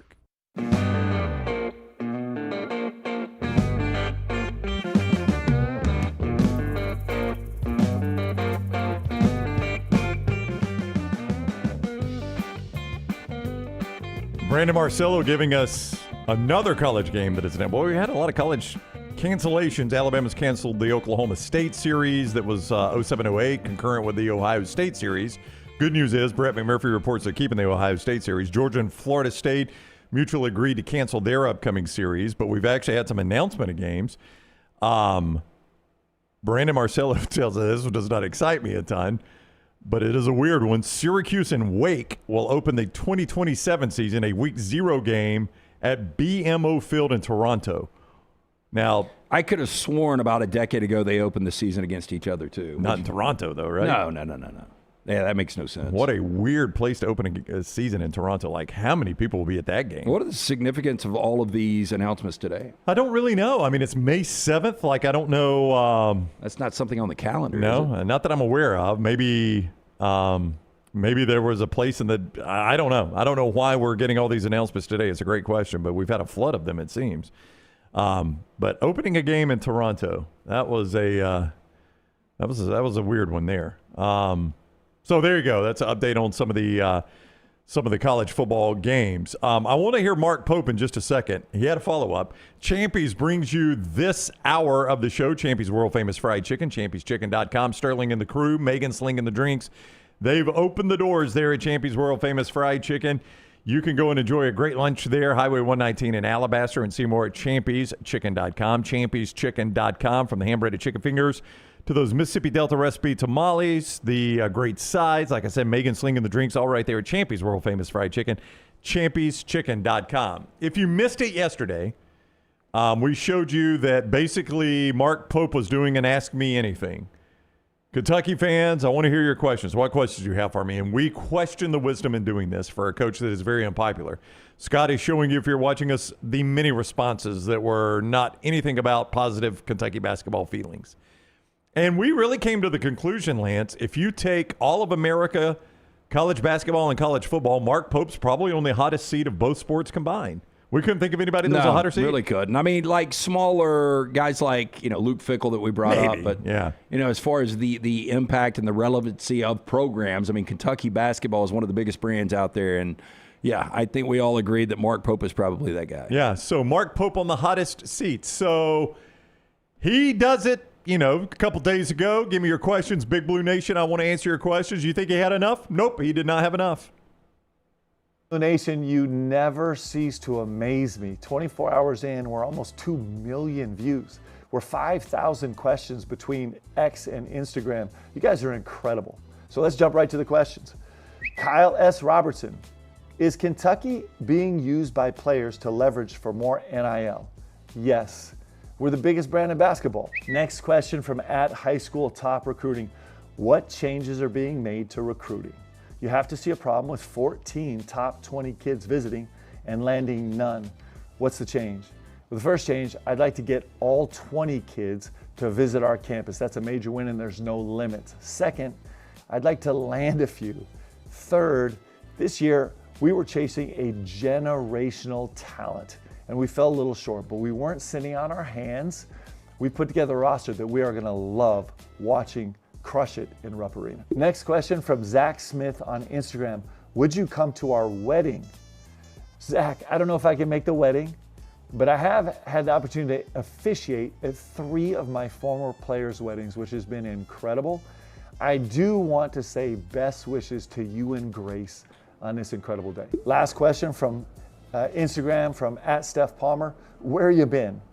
So in the last few days, I was in Tel Aviv, Ljubljana, Milan, Cremona, as well as 5 or 6 cities in the States, but I am so happy to be back in Lexington.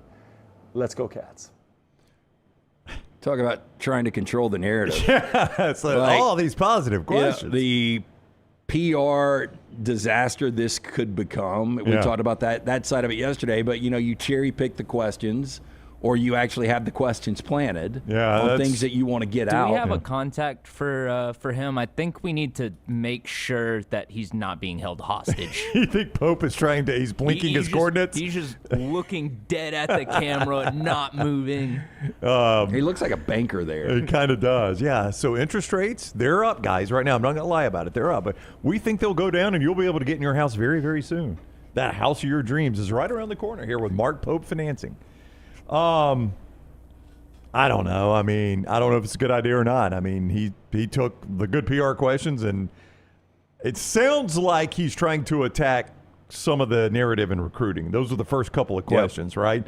So it sounds like there's a narrative in recruiting that he's trying to attack a little bit. I read, don't know this firsthand because I don't follow recruiting, much less basketball recruiting, but I read that the kid that LSU signed, Pope had just visited him in Tel Aviv. He just mentioned he was in Tel Aviv. I don't think anybody's going to feel sorry for Kentucky getting leveraged. No. You think they've swept in and taken advantage of somebody doing that? But the Tel Aviv kid that just signed with LSU is apparently who he visited, and the fans are getting on to him about that. So maybe that's why Mark Pope decided to do this. Or to Tyler's point, maybe he's being held hostage. One of the two. We don't know. All right, it's almost, I was going to say, maybe the Kentucky Wildcat is holding him hostage. It could be. We don't know who's on the other side of that camera. You keep talking or I'm going to pull this trigger. Way to Wellness going to bring you this part of the show today. It is the group that helped Dunaway shave off pounds and add years to his life. It's not just about losing weight. It's about getting all those numbers in order. From your blood pressure to your cholesterol to your weight, all right? Aplanforme.com is the website to go to, aplanforme.com. That is how you find our friends at Way to Wellness. The reason it is called aplanforme.com is Leslie and her board-certified staff do a plan that is designed specifically for you. It's not some cookie-cutter approach. It is your plan and your plan alone. And boy, do they get results for you. Way to Wellness, aplanforme.com, aplanforme.com. Hit it, Tyler. It's hard. I mean, we had just finished building our dream home, my wife and I.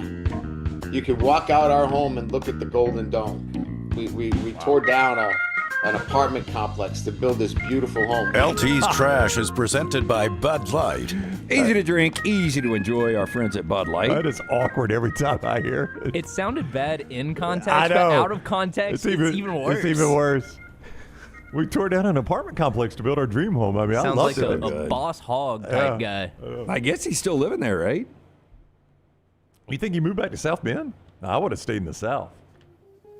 He was talking about South Bend, Golden Dome. Yeah, he was talking about leaving Notre Dame for LSU. But he's still he's still in Baton Rouge, right? I would think. I don't know the where interview he's we saw with him yesterday, I think he's still in Baton Rouge. I don't know where he's living. I don't think I would stay in Baton Rouge. I'd probably be at the beach, but that's up to him.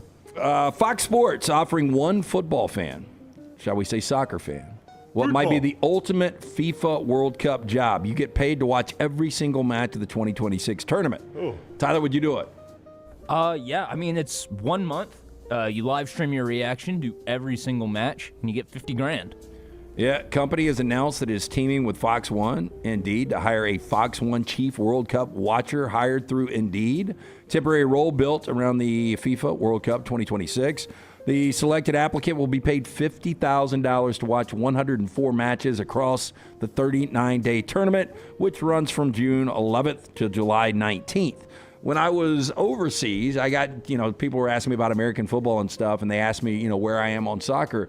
I love the World Cup. But that's where it begins and ends. Yeah, I will watch no soccer outside of the World Cup. Yeah, my daughter is playing soccer now, so I've watched her games. And when we were in a tournament, you see some of the boys' games before her games, and it's a different level. Obviously, boys over girls. But just wait until they get older. The girls are ruthless when they get about 15. Like when the high school girls' soccer is one of the most physical sports you'll see. Well.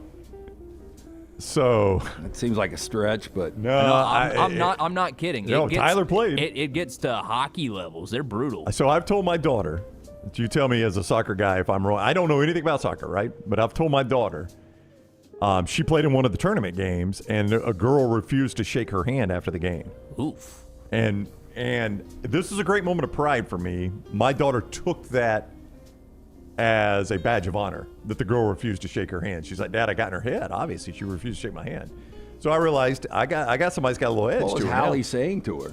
Nothing. I mean, they saying something. They exchanged some words, but Hallie's the striker and this girl's the striker. Is that right? So they will be on each other the whole game. Well, if the other girl was like a center back. Like maybe I don't know. So they were on each other the whole game, and it got the girl was telling her to get her hands off of her. Get your hands off of me. And Hallie was like, the referee hadn't called anything, so I'm going to keep doing it. And that's what I told her. I said, you do it till the ref tells you to stop. I said, because if they're arguing with you or the ref, their head is not in the game. Well, so then we played another game, and Hallie collides with the girl, and she goes to the ground, and the girl gets up, it's like, penalty. So I made eye contact with Hallie, and I'm pointing at her, and I'm like, if she's going to complain like that, keep going. Keep going, man. Get her on the ground until the ref tells. I told her right now, when the ref tells you to stop, you stop. What's worse, the red card or the yellow card? Red card is ejection. Yeah, two yellows is out too, right? Yeah, two yellows is a red. Yeah. Okay, so according to Fox, hired fan will watch the games live in 4K on Fox 1 from a custom-built viewing space in Times Square in New York City. I mean, it's a great gig for somebody single. Got no ties. Fox said applicants should update their Indeed profiles by May 17th to be considered. They are also encouraged post a short video on social media explaining why they deserve the role using the hashtag Chief World Cup Watcher. I remember winner will begin the job on June 6th. A couple World Cups ago, I think it was 2 ago. I'd never watched much of it, and I watched that. I don't know anything about the sport again, but when you see like England, France, the Netherlands play, you can tell that's just a different level. You know what I'm saying? Yeah. Like I don't even have to know anything about the sport. I can tell those teams play a different level. I can see why the U.S. never wins this like thing. Art. They really do. I mean, it is Brazil. Portugal, those type teams, you're like, these guys, they play a different level. Mm-hmm. Do you know anybody that will apply for this? Yeah, probably. You know who ought to is Jeff and Aniston. Remember, he's a big Germany fan. I remember that from the Jocks days when he called us. And a lot of soccer fields everywhere. Yeah, Jeff liked Germany. Bizarre traffic accident is drawing close comparison to a Roadrunner cartoon after a motorist slammed into a mural that closely resembled a tunnel entrance. Beep, beep. The single vehicle crash happened in Glasgow, Scotland earlier this week, with images circulating online showing the Scottish Fire and Rescue Service and Police Scotland attending the site. Now, in a scene that feels totally ripped from Looney Tunes, speculation the driver may have mistaken the mural with 2 large eyes painted on the wall with dark pupils for a genuine entrance. The incident also occurred on a stretch of road that leads to the A739 Clyde Tunnel Southern Approach Slip. She thought that was a tunnel. Yeah, I mean, I guess she thought she could cut through there. I mean, does that look like a road going into said tunnel? No. I would think you would have to. That's a sidewalk. You would have to be really impaired. Yeah. Now, Reddit users were quick to pile on, with some joking the crash looked like viral marketing for Coyote versus Acme, the film inspired by the classic cartoon franchise. Now, local first responders confirmed a man had been taken to the hospital for treatment. While there is no evidence to suggest graffiti played any part in the crash in Scotland, the Roadrunner test has already proven to be a nightmare for self-driving cars. 2025, Elon Musk criticized for failing the Roadrunner test after a Tesla Model Y smashed through a fake wall inspired by the Roadrunner cartoons. I mean, it's the oldest trick in the book. We learned it as kids. Yeah. I can't believe Tesla's falling for it. That is true. The Tesla, I thought, just goes by maps, doesn't it? Right. You would think. That's what I thought. I think they use LiDAR. Oh, okay. I'm going to say that like I know what what is LiDAR? All right. It's like radar, but lasers. Lasers? And I can't really explain it any more than that. Well, we'll have to ask Clay next time we're on because he's all about it now. Or Clay, they might have updated to LiDAR. The originals, I believe, were just cameras that would recognize different shapes and stuff. Right. Clay doesn't drive anymore. He just lets it. He just lets his own car drive. He likes does, to. yeah. Financed it for some reason too. You're a Pokemon guy, right, Tyler? Yeah. Pokemon Pop-Tarts already being resold online for several times the retail price after the nostalgic Target exclusive snack returned for the franchise's 30th anniversary. Now, the limited edition Pop-Tarts released as part of Target's new Pokemon collaboration, which includes more than 100 items across apparel, accessories, home goods, foods, and collectibles.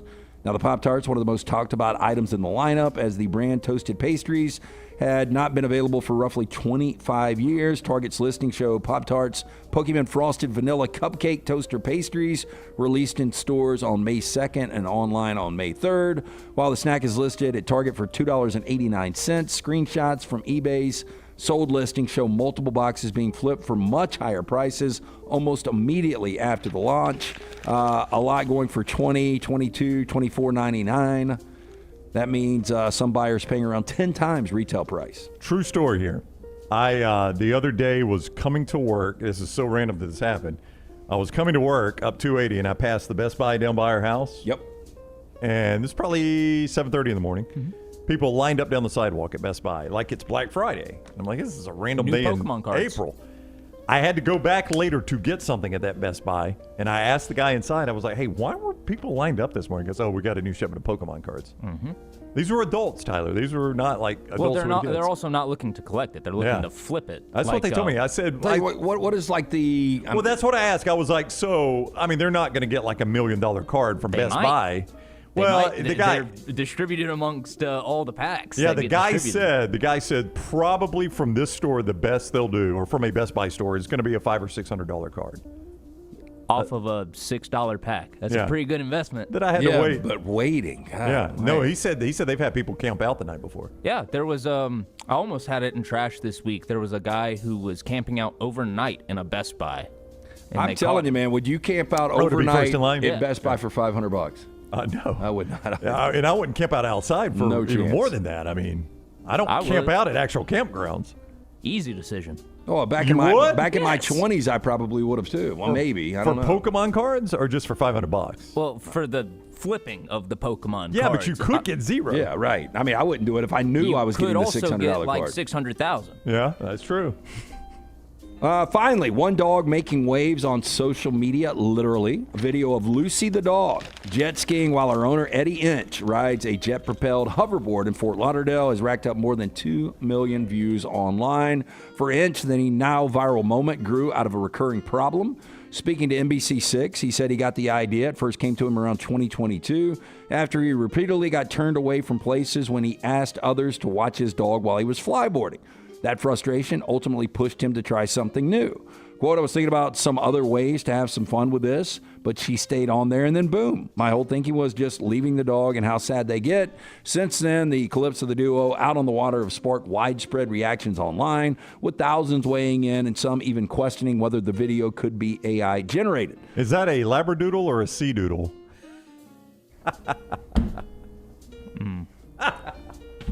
That's all I got, man. You think it's AI? That's real. There's no way that's AI. Yeah, that's real. So he can control the Sea-Doo from the little jet propulsion thing, right? Yeah, kind of. That's It's the way more this like works. he's being towed Yeah. by the hydrofoil. The dog is being towed by the guy that's on the thing, right? Is that what you're saying? Yeah. The dog's not hitting the throttle. I'll tell you, the hoverboard, I don't think so. It doesn't look a lot of fun. Nah, I'm with you. I'd rather just be on the Sea-Doo. Yeah. Well, there's cooler ones that are more like jetpack style, and that looks pretty cool. That is Trash, presented by our friends at Bud Light. Show brought to you in part by our friends at Hemp Hill Services, which bring you LancesLock.com. 205-229-2090. Hard to stop a train. Call Adam, Chad, Andrew, the guys there. Tell them the next round sent you. For more information, hemphillservices.com. Our good friend Jonathan Hardison, news anchor Fox 6, says, tell Tyler, the only hostages here are the Kentucky fans watching this guy screw up again. Oof. Yeah. Hardison, he's a big Blue Nation guy. Was he one of the 5 million that jumped on there? Or whatever that crazy number was? Yeah, I have no idea if Hardison replied and wanted a question answered, but I doubt it was a feel-good question. Hardison, I think he's packed his bags on Mark Pope. I don't know that he was ever on board. That was one of the we talked about the other day. The popularity of that hire was because everybody was killing it, and Kentucky fans were like, wait a minute. You're not going to kill my guy. No, I think and then he started coaching. You can be against the hire, then you jump on board, and then, ultimately what you feared becomes reality. Yeah. And Mark Pope being very average. Yeah. And so I think, that vocal cry. I mean, I don't know what the approval rating is right now for Mark Pope. It's got to be quite low. Yeah. 20% maybe. And it's only as high as it is because he played there. Wouldn't you think? Oh, that's the only reason. If he didn't play there, if it were this were Billy Gillespie all over again, I wouldn't be surprised if. And what's I know they want a playoff game a postseason game, which they should have. Barely. Yeah. Just an incredible shot. Yeah. But if that's anybody but Pope, if it's not a Kentucky guy, there's a chance he gets fired after losing that second round. Better Kentucky coach right now, Mark Pope or Billy Gillespie? I think the better coach is Billy Gillespie. He's never going to get the credit. Obviously, he had his own demons. But I thought Gillespie was a pretty good coach. It just didn't work out at Kentucky. Yeah. But, UTEP, what he was able to do at A&M. Mark Pope at Kentucky is 46-26 through 2 years. I don't think Gillespie was that good. I'm going to look it up real quick. Billy Gillespie. The A&M thing, you remember we had AC Law, who was a transfer, and it was a 1-year rental, and AC Law was terrific. I think they got to an Elite Eight. It might have been a Sweet 16. I think you're right. 40-27 for Gillespie. That's not far off. Yeah, I mean, they're about the same. Gillespie went to one tournament and an NIT and then was run out of there. Sweet 16 is last year at A&M. That was the year he had AC Law. 27-7, 13-3 in the Big 12. Made the Sweet 16. Gillespie was a bad hire as it turned out, and Pope may well be. We'll see. He's going to get one more year than Gillespie did. Yeah. Gillespie only got the 2. All right, that's going to do it for the show today. Coming up in just a few minutes, Tyler, we are dropping a new OG kickoff in just about 2 minutes, right? 2 minutes and approximately 16 seconds. Right at noon, new OG kickoff. They will be going over why defenses are panicking in 2026 and also getting inside the mind of a Jeff Collins. That's right. Jeff Collins, former defensive coordinator in the SEC and head coach of the Georgia Tech Yellow Jackets, joins Connor and Will and the OG Kickoff. You get that the same place you get our show. A new Next Reel dropped yesterday, getting rave reviews in the chat. People are saying it's really, really good.